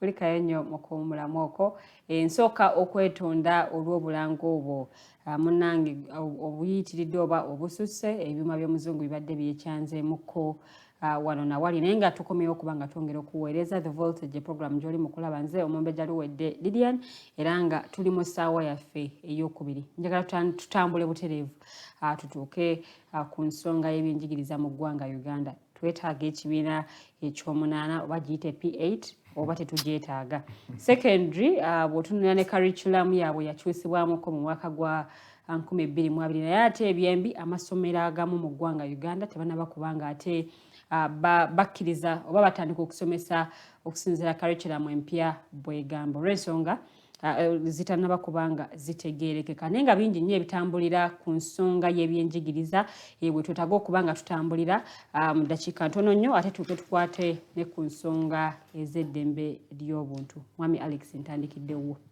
neyanze one twogera ku mutwe omukulu ennyo kubanga omuntu atayigiriziddwa aba muzibu wa kulowooleza aina yaba muzibu okwerowooleza weewaawo therefore okunyonyola education okuyigiriza ekwandibadde omuntu okuweebwa okutegeera oba ye okufuna okutegeera nga kwawukana ku magezi amazaale nejjukira tagenda kujja buli wantu tajja kujja mu kiyungu maama gy'afumbira afuna education waliwo awo wayina okugenda afuna education kati ebbanga lyamalanga anoonya education bwe libanga lyenkanankana n'eryo ebbanga lyanamalanga amaliza okufuna education akole era azzeewo ekyo kyebamuteekamu twandibadde tuli evaluatinga ne tumanya ki ekitwala obudde obuwanvu era tukendeezezza ki bw'otunuulira mu ggwanga mu Africa bwe bayeefuuse benchmarking territory ensi ntono ezimala emyaka 8 n'olwekyo nti tugambe abo abatandise okweta ebirowoozo ebyo bwe bityo ebitannaba kuba scientifically researched oba proven tolaba nnyo wabijje nti asome emyaka 8 ennyo ategeera nnyo okusinga amala 7 ffe tuli bukulwana eno kukendeeza tugende ku myaka 4 oba 5 ate olwokuba baluddewo mu kutegeera no mukulu baguma akulaga nti ekibiina kino ekyomunaana kyakuyambako omuyizi okwidentifyinga kubo kiri ayagala okutwala bw'aba nga ayagala kukola arts asobole okukola arts ze bulungi bw'aba wa sciences n'amanya nti ngenda kukola sciences oba si kyo obaana abalina obuzibu n'okukwasa ebintu by'omu classes naye nga alina ekitone ky'alina oyo naye ajja kuba nga ayambye kati mukulu baguma yennyini aganya okuguma n'aguma n'ekyo yennyini kyabadde atambuliramu nalowooza nti option gyali mutuleetera ffe tetugiyiseemu nakugamba olwo nali wano ne nkubuuza ekikyatwala fresh kid mu kiraasi kyekyaki Nokugatta wadde ne wakubadde ine ekitone n'abayimbi abatasobola agenda ku international scene kuba kola collabo na muyimbi wewe ne kibasumbwa luzungu naye nga bakizuula nga ali mu pitu ti omwana ono agenda kuyimba ne batamumanya nti bwe tumujjamu bw'agenda mu P4 yandibadde amaze okusalawo nti kati agende ku direction y'okuyimba akuguke mu ekyo asobola okutandika okuwandiika ennyimba mu luzungu asobole okugenda okompitinga n'ennyimba zafulumya tule nga tuzimarketinga ebweru. Abakulu bano aba UNATO baatugambye omwana w'amalira P7 aba akyali muto. Emyaka abasinga abamu kati bamala ku 11 abalala 12. So P8 practically tukibale. Nandi kati P8 abate mu practically tukibale bulungi tewali mwana Omwafrika wano mu Uganda wano agenda kutandika nga myaka 2. Most of them atandika weesatu. Nandi kati ku myaka gino 2 atabata mbalira emyaka 3 ejo mwana atandise okusoma. Yo si nasale. Giri omusanvu giri nasale ya myaka 3 avaayo wa mukaaga pi wanajingira wa buli omusanvu gwamala mu arrangement ebadde kubadde kumuleka ali mu 10 oba 11 gattako omukaaga giri ku ordinary ne ku advanced ejo mukaaga awagenze mu 19 gattako giri esatu at least ayongedde ku diploma ne ku degree aba mu 18 oba 19 wane gwanga twakiriziganya nti omuntu omukulu n'okwesalirawo giba 18 ate omuntu tuddamu mulaba ddinga ate amaze okuweza 19 ekyo si mitwe gya mukulu bagumu omulalo no si mulalo bwagamba nti omuntu aba akyali muto ng'ate amaze okuweza emyaka gwenyini gye wateekawo mu constitution ye gyessalira ate aba muto atya ne constitution ono wa primary onava mu primary okudda mu secondary aba akyali muto ne bayisa etteeka nti omuntu yenna kasaweze 18 akkirizibwa n'okwesimbawo okuba president bo bennyini kati bali mu kukola contradiction enzibu ennyo nti olaba akyali muto nga aweze 18 kibale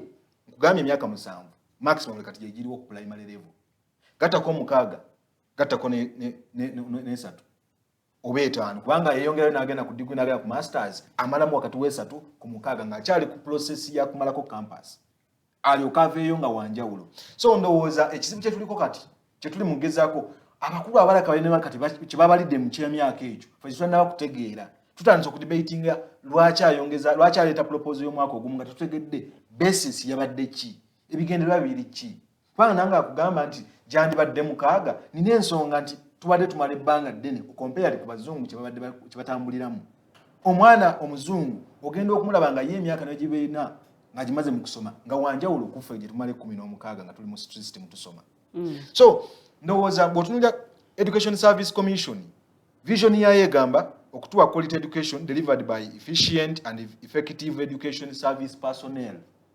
Waliwo baticha abasomesa abaana bagamba nti bamala emyaka 8 nga yakoma mu P6 ebyo tebabifaako ne bali mu kwagala mu kufa ku mwana ono gwe bagenda okubanga balwisa mu process yaki ey'okusoma. Where is the problem in this country? Ng'olina omuntu gwe bayita maama kati simanyi akulya education nga teyakolako teyapracticingako teacher certificate talina weyagipracticingira naye kati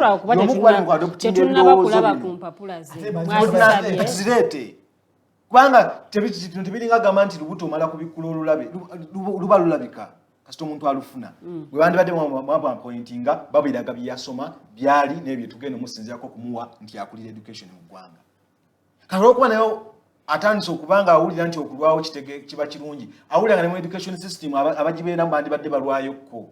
Where is the problem? I mean, tubebeerufu bategekera ggwanga n'abayizi bajja ng'omuyizi amala emyaka 10 ng'amala mu kusoma emyaka 2 nolwekyafuuka evayitera ow'omugaso mu kulu eggwanga ekizibu kiri luddawa baganya okukola ku masomero agagamba nti gadoptinga abaana bano abangi abanoonya education bali mu kulaba nti namba esigala ng'eri stagnant mu ssomero. Andi kakati mukulu baguma yategeezezza nti abaana abamu mu bitundu by'eggwanga ebyenjawulo eno pre-primary tebagisoma batandikira mu P1 ate nga nayo yeetaagisa okuba nti abaana bano babangula bulungi era kyavala baasabye nti bawulwemu lower primary transitional classes awamu ne upper primary. Bw'olemererwa okuregulatinga nolowooza nti ogenda kuregulatinga mu kitwandiise reactionary toba wa mugaso eri eggwanga bo bennyini bw'otunula service commission tubale tubeerawo nga twebuuza naye abantu batuuka batya okubanga tebali guided ku ebyo ebyandibadde bagayidinga mu bbanga empanvu bategeere ekyokukola nga tukeera bukezi netwabanga owulira nti essomero lya UPE erimu lisasula 3,000 era lisasula miliyoni naye nga gonna ga UPE Ebatandika kubanga babikolako bali mukulaba nga omwana ayingidde UPE ono atanala kumanya nti akyatamuze engatto nga nejagenda okutwala ku mataffaali bali mumuga nti bwona amalanga oli mu bulabwe bwe butyo malira ddala emyaka 8 nga takyali ku ekyo mwaka ogujja bagenda kutandika okusasusa ono omuzadde atayina wadde emitwalo 2 nga ajingiza mu mwaka bagenda kutandika omusasusa emitwalo 2 okunywa omwana we okunywa amata mu ssomero. Abaana okutulo Prime Minister atugamba kino kikolebwa kuba nti abaana bafuna ebiriisa ebirungi mu mibiri gyabwe era basobola okukula obulungi. Nze nkimanyi abagenda okubeerawo emyaka 2 okuva kati oba 3 tebalisonyiwa bukulembeze buludde mu ggwanga lino ku lw'ensobi ziri mu kukola ku lw'eggwanga lino. Kwani tutandibadde tugamba nti at ekimu kisusseeko ku kinne waakyo nga mu Uganda amasomero abantu baavanga mu nsi ez'enjawulo nga bazze kusomera wano n'ekyo nakyo kyatuvaako era kyatuggyibwako nekisigala ku level ya international school zizokka z'owulira nti sasula milioni 17. Banajja batyanga ma university abaana bali mu kwekala kati ono ebyo bikolako agamba mubeerayo mumaleyo ddala emyaka 2 abeekalakaasa nga bawulira bandibadde bafuluma mangu ne bavaayo ne bajja ne bafuuka vaito kati gyawulira nti mufuluma nnyo.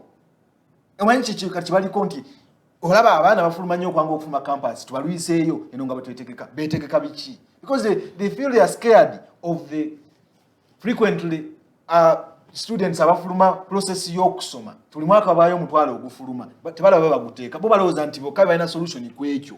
Mukulu Alex enda sabo simbe wakati katono nnyo nsooke mpulire wa mwami Mukose obuzibu buli ku bibiina oba buli ku curriculum ekibadde kyetaagisa okuba nti bongerawo kirasi endala. Simanyi pre-primary ya mugaso simanyi ne pre-primary ya mugaso okutegekera omwana agenda mu primary bingi byayiga. Omulembe gw'obote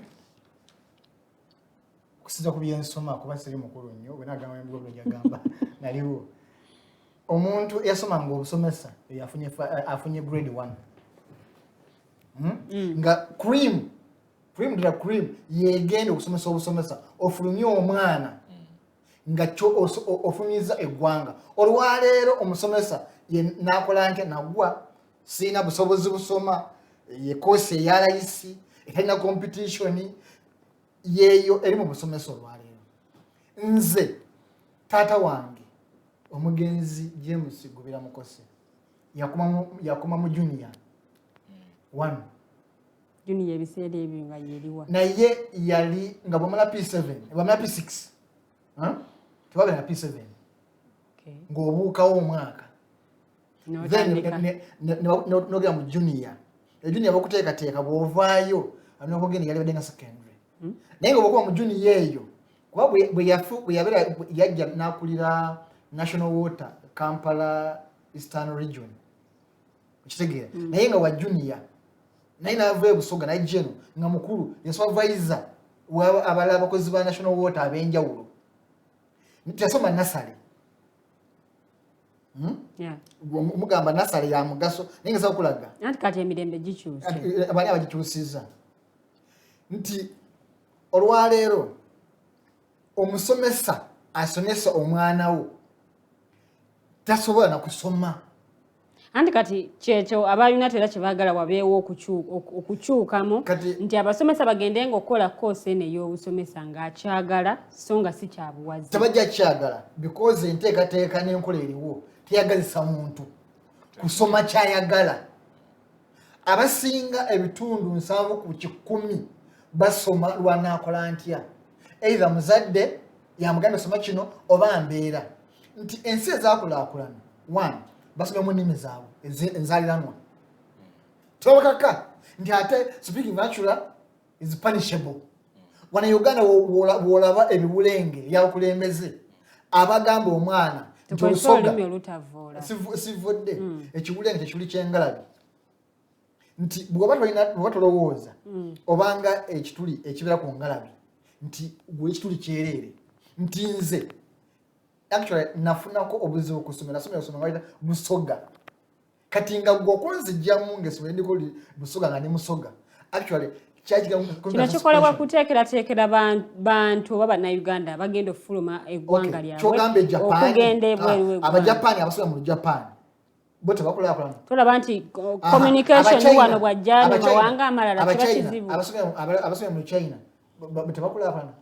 Tanzania Anti kati bannaUganda bafulumya eggwanga nga bagenda okunoonya greener pastures. Kenya Oluswahili the national language Oluzungu official national no official njoke bugera mu office kale koleso Oluzungu naye olulimi olw'eggwanga Luswahili anti kati wano mu Uganda tetulina lulimi lwa ggwanga olw'ensonga tulina amawanga mangi. It's deliberate nti banagamba Oluganda kubanga bwogenda okuva ekisolo okutuuka embaale okuva enebbi okutuuka ekalangala tosobola kuyisa abantu 10 ng'omukaaga tebuli Luganda naye okuba nti abakulembeze tulina balina effubitizi balina effutwa balina enge ku lulimi Oluganda n'Abaganda balaba nti bw'onaafula Oluganda luno ng'olulimi lw'eggwanga onaaba obafutubaddeko nnyo onaaba bayiseeko nnyo era sijjagenda yeeyo tuli ku byansoma nti okusobola kwa byonna obuzibu si baana baffe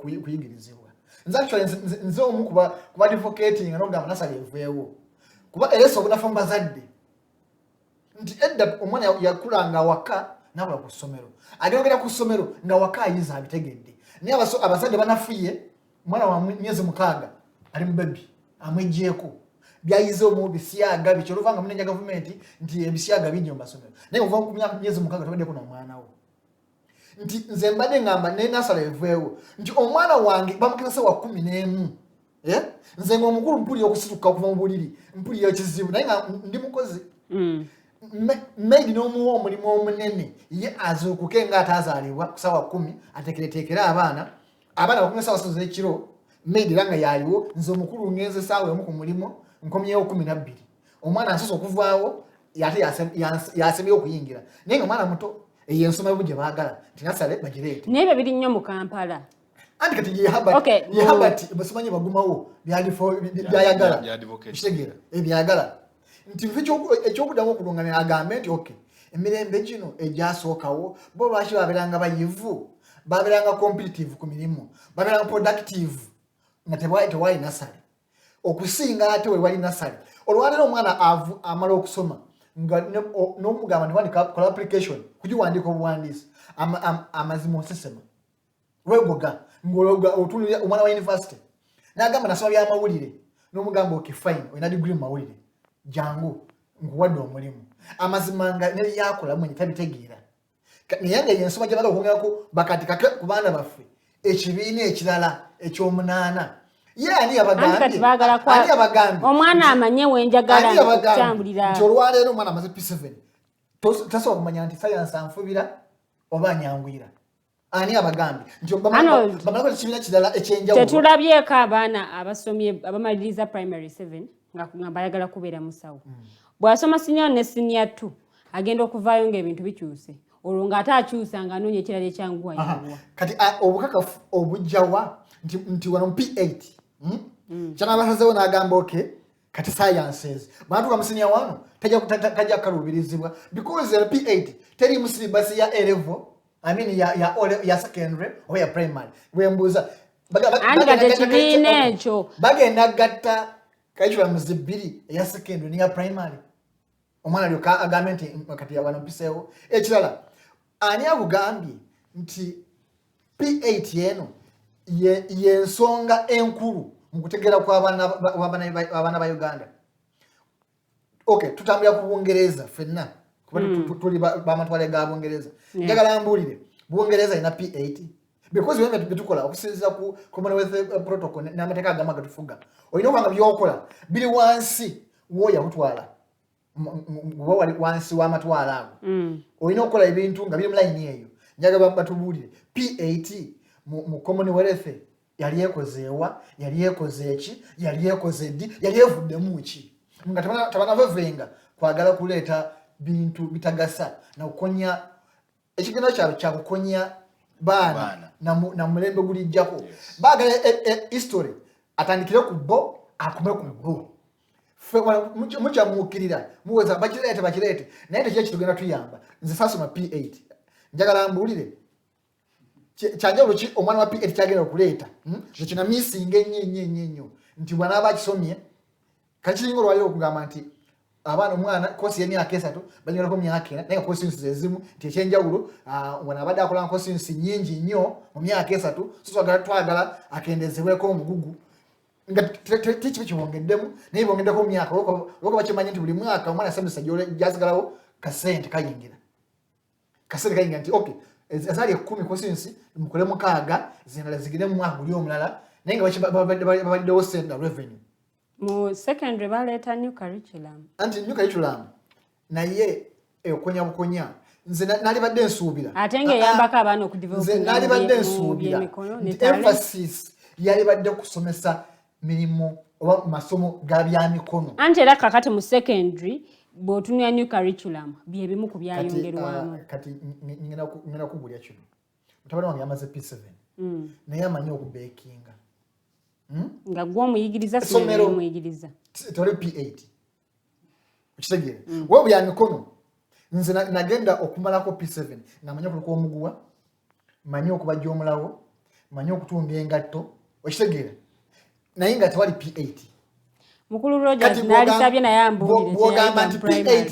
yesomesa abaana bano okubaako n'emirimu egy'emikono ogamba nti omwana okubeera kwa footballer tumanyire omwaka gwa P8 ndio yajja kwa footballer omanya nti muyimbi anti kakati P8 eno eyambako omwana okusalawo nti nze njagala kugenda mu nsonga ndi munnakitone njagala ntambulire nnyo okusayinga tulya obudde bungi ku nsonga enkulu naye nga bagirese mu ndere ya kiboggwe eno nsonga nkulu nnyo twagala kugijungula sagala kuba bantu balinato first of all yunato nze ng'omuzadde enyamba ki nze ng'omu nga bwina mubakira kwekalakaasa bebagala omusala bwina oyo nyine yaleese ekyo yalina mu kooti kati okitegeera yetuteyo nti bamugobye bali mutalo zaabwe nti basooke betereze fenga bazadde batuwa ekitiibwa baleke batudde bwa muganda wange nsaba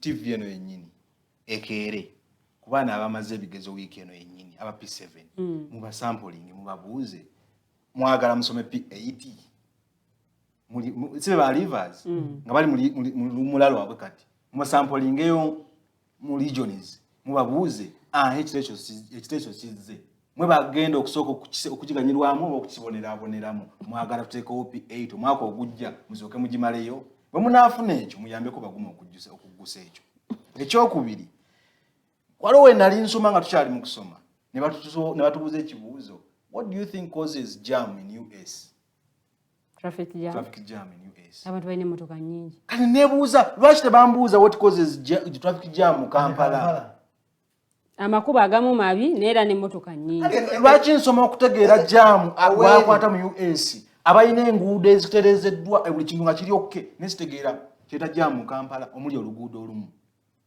system gye tusomeramu oba abaana gye basomeramu yenkyamu design gye basomeramu mu Uganda anti kyova olaba mu secondary curriculum yakyusibwamu ne bateekamu ensonga y'ebyemikono abaana basobole okuba nga babangulwa mu byemikono era ne bateesa nti ne baba bamaze senior 4 baweebwenga certificates 2 certificate eno gy'abadde ng'afuna kwogata ne certificate okuba nti akuguse mu byemikono naye byennyini byakwewussa mu Uganda we improved the access to education but we never improved the quality of education and it's deliberate anti kati quality gye bali mu kukolako okukyusa tomutereza ng'oyongezaako mwaka mu kusiruwala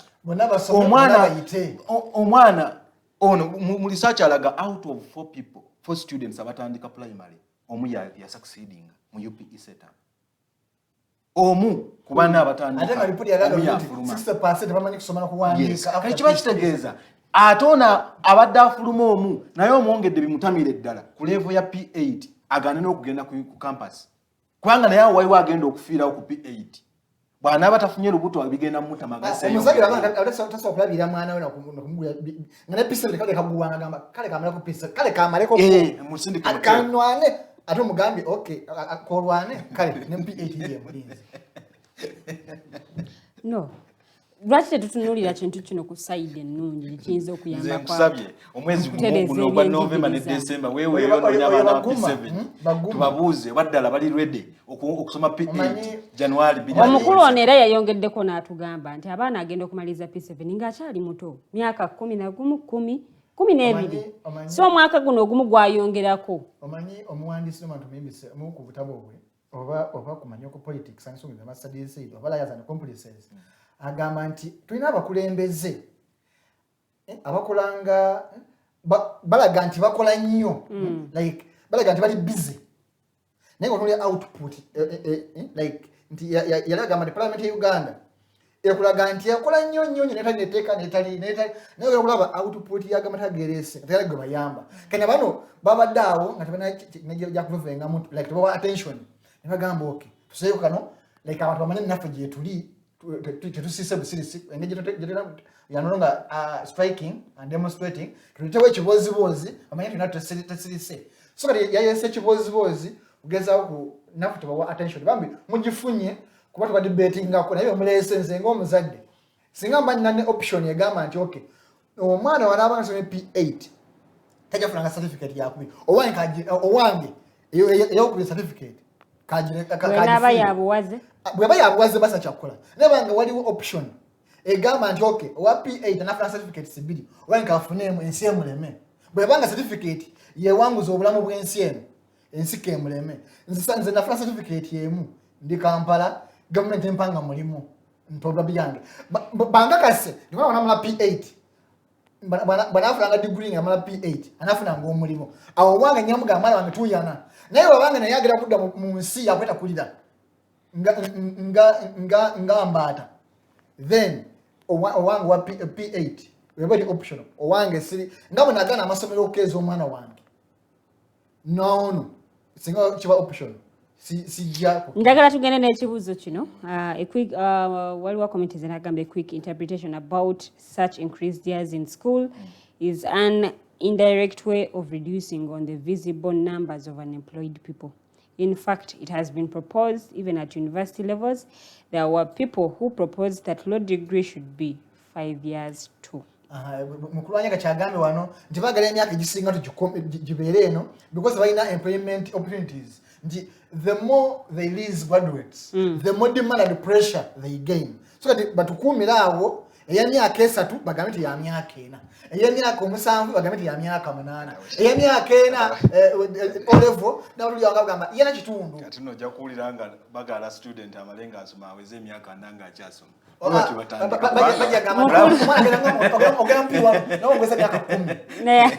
neyanziza nnyo mwami Alex njagala tuwunzika ensonga eno ey'ebyenjigiriza obudde tebututambuza bulungi naye tetugigusiza bulungi naye ensonga yange gyenyinza okuwa abantu bano abatulowooleza batwaba mu kika mu tuluba ly'ababuyabuya abatategeera buli bwe mbawulira nga bagamba abazzukulu bakitegeeza abazzukulu baabwe babaweddeyo abasoma kati bawulira nga omugigi ogulina okusoma gulina kulwawo abazzukulu baabwe bafuna ebyokukola kubanga ekyo kitugamba lwatu kati abantu baawe emirimu be bazzukulu be kakitegeeza ababe baweddeyo ne baawe emirimu baweddeyo era yagamba nti bwataka okuwa omulimu abaana b'abagagga kuba bo tebalya nnyongo zibakuliddemu ssente naye mwana w'omungu seere olwokuba wakula oli muyala mu mmere ovuubika buvuubisa tulabye abaana abasinga okuvuubika ennaku zino be baana b'abalondi babaana b'abagagga comment egambye nti in September Butaleja district local government received funding short by about 1 billion.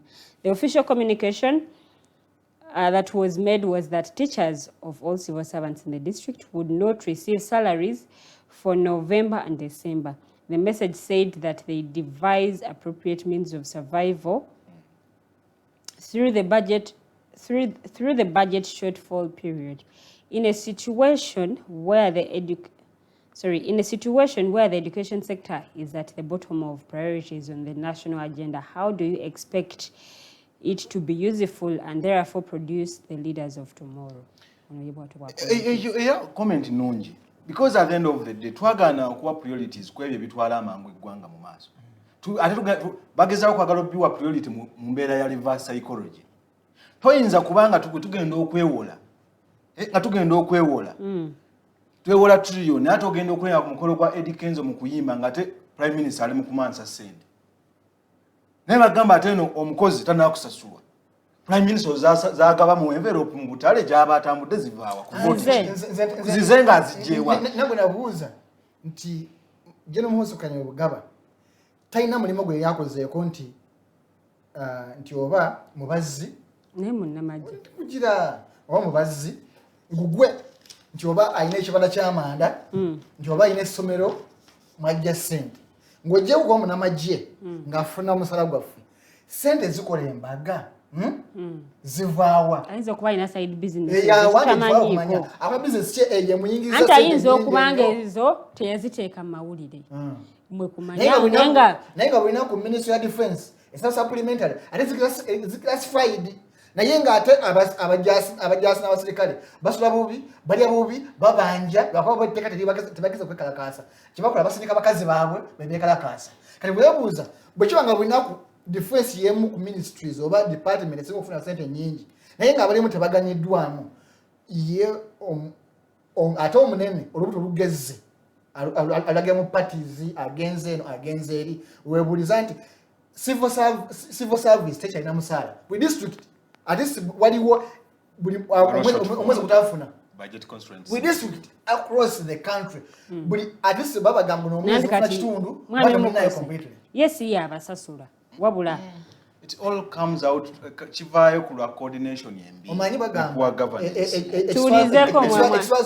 tulizeko okuzantula nti tebira bikeene eno nebira bya wali kati nze mu byonna nyiza okusamalizinga ngamba nti tukulembeddwa abantu abatatufuddeeko nebagala okutufaako ku kiki bafunamu kubanga ogenda okumaliriza n'ekigendwa ky'omwaka ogumu tokiina scientifically naye ng'akirese yalina kyekibazeemu bw'anaasaba ntuzimbeyo ekibiina ekipya ku buli ssomero eriri mu ggwanga oyo yaba mu kukola P8 tugiteekewo bajja kuzimbayo akazimba nga kamiliyoni 2 kakiba kitegeeza ekibalo oli kyabaze ye ku buli ssomero lyagenda okuteekawo n'agali ghost yajja kuba akola ng'olwo P8 egenzeewo naye njagala okubuuza waliwo ekibuuzo kyendi mu kwebuuza sente ziriko signature y'omuntu eyafa zibannamu nze tukoze tukyalina munenda kuva ku nsonga ya education abanoonya emirimu weebali nti abantu baagala kugigaba omuntu yafa akatugenda mwaka mulamba tulina y'omugenzi akweziri gavana yalibadde nesekikindikoyakitingi anti kati sente zikyali mu sisimu zo mpitirivu asaininga waali kijja twala obudde okukola ki asaininga waali wali eyo nga nti abagaba emirimu tebaagala abantu bafune emirimu because eyo office eya governor ng'ejjudde erina emirimu gyegaba somebody is sitting on it kuleeta signature zasayiningwa emyaka mulamba nga n'omugenzi yaggwawo n'envunyu zamumalawo tukyalaba signature ku ssente zetukozesa ensi yaffe nze ensonga education neyanziza ng'otujjayo mbadde njagala mu second kibuuzo omulabi waffe twamala emyaka 2 nga amasomero gaggaddewo omuntu yali badde asuubira nti essente ez'emyaka 2 amasomero gatega operatinga abasomesa abamu nga tebafuna na musaala abamu baagusala ssente ezo ziriwa emyaka 2 ezagira ministry of education wazafuluma tebazizaayo ziriwa era zakola ki ngenda kubanga ate ensonga y'ebyenjigiriza ngimaliraawo mu ddakiika ntono nnyo twogera ku nsonga ya ddembe ly'abuntu bingi nnyo ebituuseewo mu ggwanga lino erya Uganda ate n'ejjeno gye buvuddeko naye yatutegeeza nti ensonga y'okutyoboola eddembe ly'obuntu mu ggwanga Uganda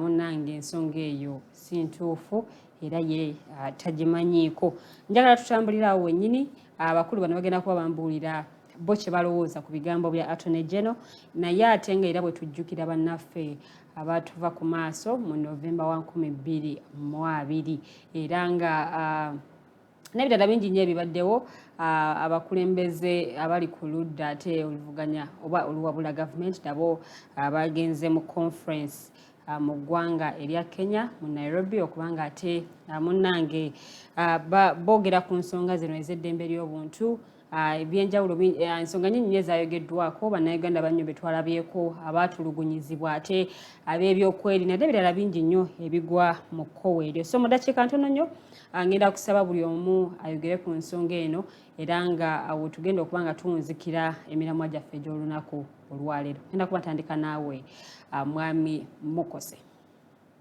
tuli ku nsonga y'eddembe lya muntu omanyi Attorney General bagamba nti okay maama wo stepmother wo bwakeeranga ku makya n'agamba kitaawo oba nakusiiga sukaali ku mimwa n'ojjanga akabuto bakayeeko caayi akutiriseeko tekitegeeza nti oli mukufu kati Attorney General okugenda eri neyerogoza nti Uganda teri ddembe lya buntu naye nga kakwenza omanyi bo balowooza nti abazungu basiru balaba amatu g'abazungu balowooza bumyu nti internet kweri kimu kidocumented gamba ewange mirala myerere omwana ayayuuya yena ina akatoka muguddemu omuyeko omusisi sukali ku myamwa n'olubuto ogamba nti mukufu nti yabadde akola so nze esala kumuwa budde era kuba gyenkuma kumuwa obudde n'okumufuula ow'amakulu ate nze newala nnyo okufuula omuntu atalina makulu nti w'amakulu newalanga nnyo okomentinga ku kintu ekitagasa okukifuula ekigasa nze sinamala myezi 7 teginagwayo oba gyakogwayo nga nakava mu safe house siemwayi ennaku 6 binayitamu sagala mwana wange abiyitemu okitegeera kati nze eyakiyitamu bw'oŋŋamba nti Uganda mirala myerere then gwoba ojja kuba nze ndi victim ate bangi abayita mu bingi nze byesaayitamu so kati nze obudde obugamba nasema nti wali ddembe lyabwe eyabadde ndowooza ye na gavumenti ye because ali ku mugaati ayina defending omugaati gwe so waddembe okujobojja waddembe kuba tekwabadde kwogera because bw'oba oyogera omuntu ebiseera bisinga by'amakulu naye bw'ojobojja byobogera kasasiro so nze nkuyita kujobojja yabadde tayogera yabadde communicatinga so yo sina budde sina comment gyemuwa sina soba kumuwa amakulu.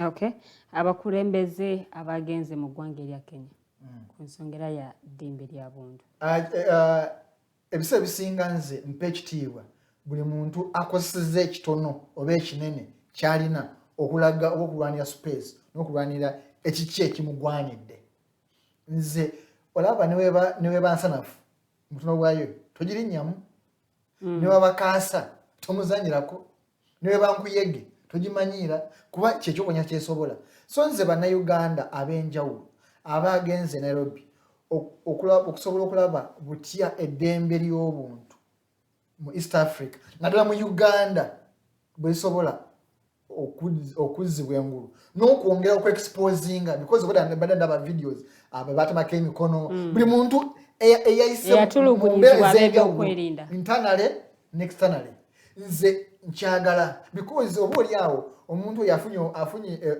obudde oba oliawo obusonya ne gavumenti eno bweyabiza namugamba mazima naye kati ntowolokose nkyayinza okuba nga aba nekkonde ku mutima naye nagamba nti kendyogedde likakanye nze mbebaza era abategese mbebaliza ddala mwebale nnyo n'abala mutegeke mubatwale abantu bano mubadocumenting oba oliawo gavumenti eziriddako tugenda kufuna obujuzi obumala okujjako nga bekwese naye nebanayina bemikwese gyenkana tugenda banoonya tujja basonyera mu kkooti tugambe nti tukusonyiye naye nga naffe ogenze okuwali mukaguli nitugamba okay wenenye tukusonyiwe ogambe nti gunsingire ddala emirundi 3 nga kutu kyebakola naye tujja bakkiriza kugenda nga munyinaayina nga seddume yasize entamu ebyo mubikoze naye buli alina omukisa gwonna aba-exposing abaswaze alwanira eddembe ne space mubadde balabi balungi era nange omumbejja nkwebaza oba oliawo okuntuuzaako ne mukulu manyi mukungu mu NUP so bwenaka abali mu gavumenti kuba kati bali mu gavumenti y'abantu omanyi kati eriyo gavumenti y'abanyonyonsi oba abanyakuzi neyo gavumenti y'abantu kati munange mukulu Lwanyaga yali mu gavumenti y'abantu otonerabiranga gavumenti y'abantu etulawa Government y'abantu etula. Etula kamocha ekitebe mu ntebe oli waliwo yasitamye mu ntebe yawangula si yawe. Kale bado yanzege muli mulabe balipo mu kiseera kikomawo sinzo mugezi ennyo benyiziza sigeneredde naye ataseetonda kunyiza because badde ndowooza yange afunye achamusa obuchamusinga nategeze kyenjogedde tochamuka damu akatambi olondemu ebikugasa bitakugasa obireke nenziza nnyo mwami Mukose mwami Alex ensonga eno ey'eddembe ly'obuntu na lwaki ye badde beetaaga kugenda mu ggwanga lya Kenya naye ng'ate abasinze okuvaayo ku nsonga y'okutulugunyizibwa bannaUganda.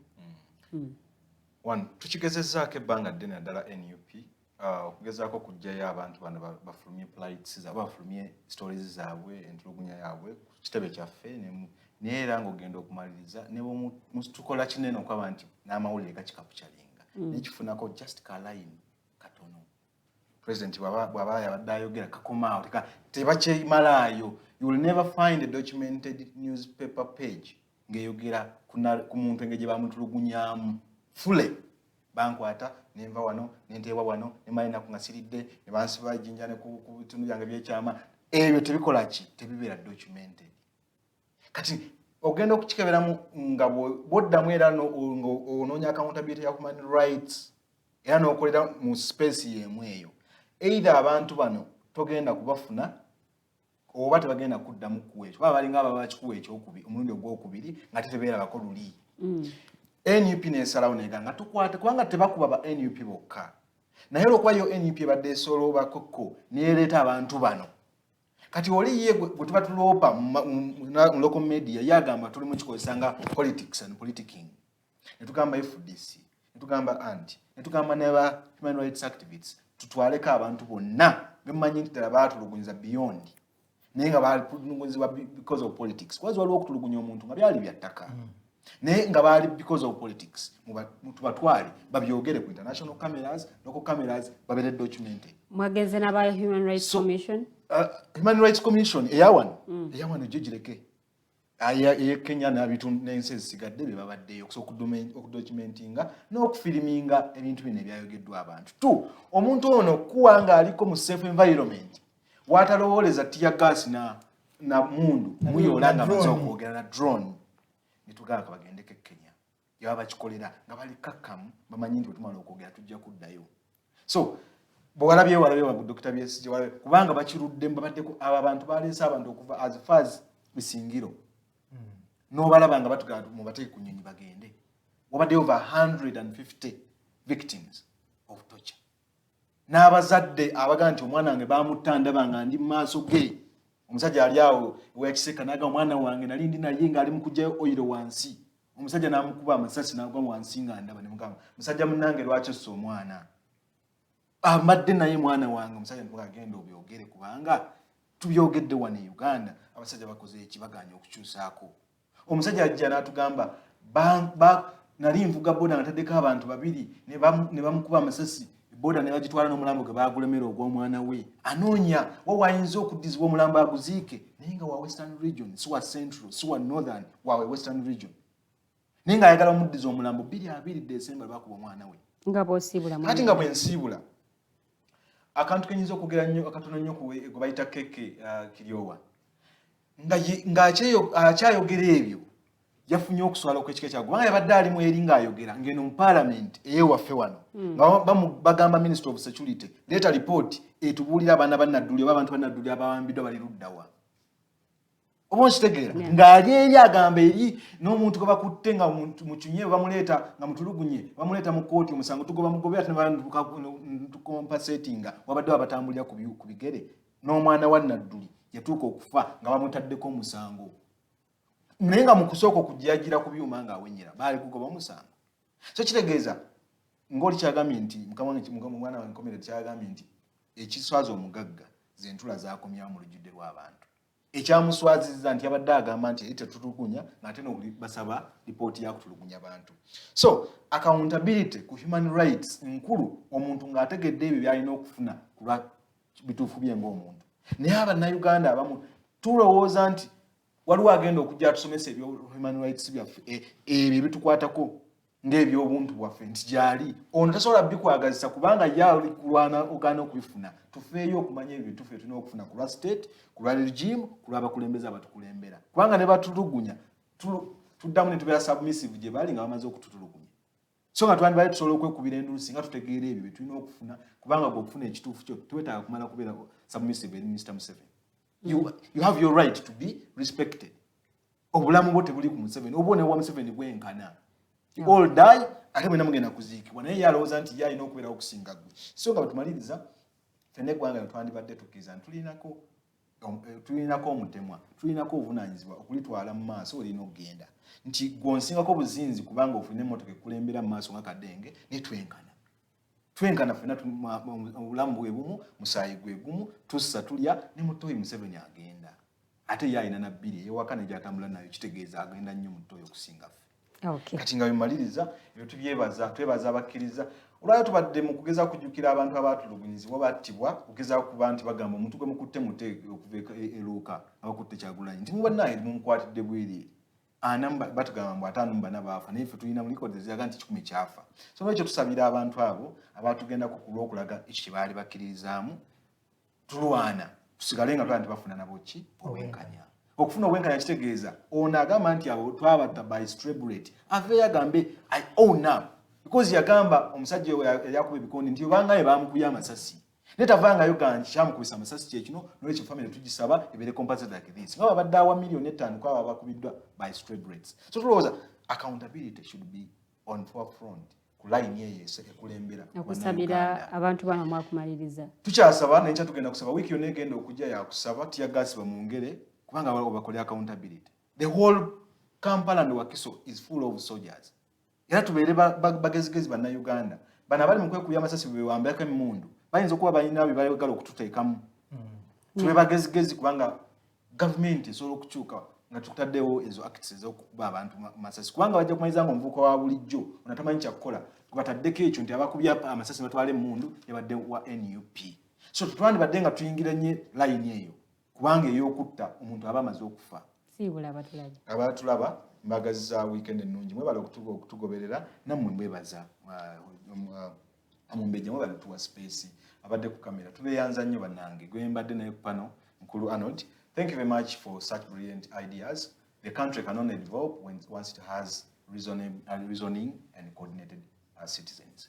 Sisobola kubanga nyongerako kigambo n'ekimu akuddira mu luyimba taluwoomya nze omumbejja luwedde Lilian olunaku olw'enkya ku ssaawa 4 ez'akalasa mayanzi tosobola the interface show narrated kuno Dr. Kiza Besigye ajja kuwaawo nnyo nga asoosotola ensonga ez'enjawulo waliwo amubuuzizza naye ndowooza ofunye okuddibwamu esayidi yo the snaptalk ku ssaawa 12 ez'akawungeezi omukyala Teddy Tenjo ajja kubanga agikutuusaako njagala okwebaza ttiimu yonna gye nkoze nayo olunaku olwaleero Rogers ku kamera mu control mwaliyo Jeremiah awamu ne Kado tumusiime mwebale nnyo mwebale ddala soka mbagaliza weekend ennungi n'ekiro ekirungi tusinkana omulundi ogujja mwedaba.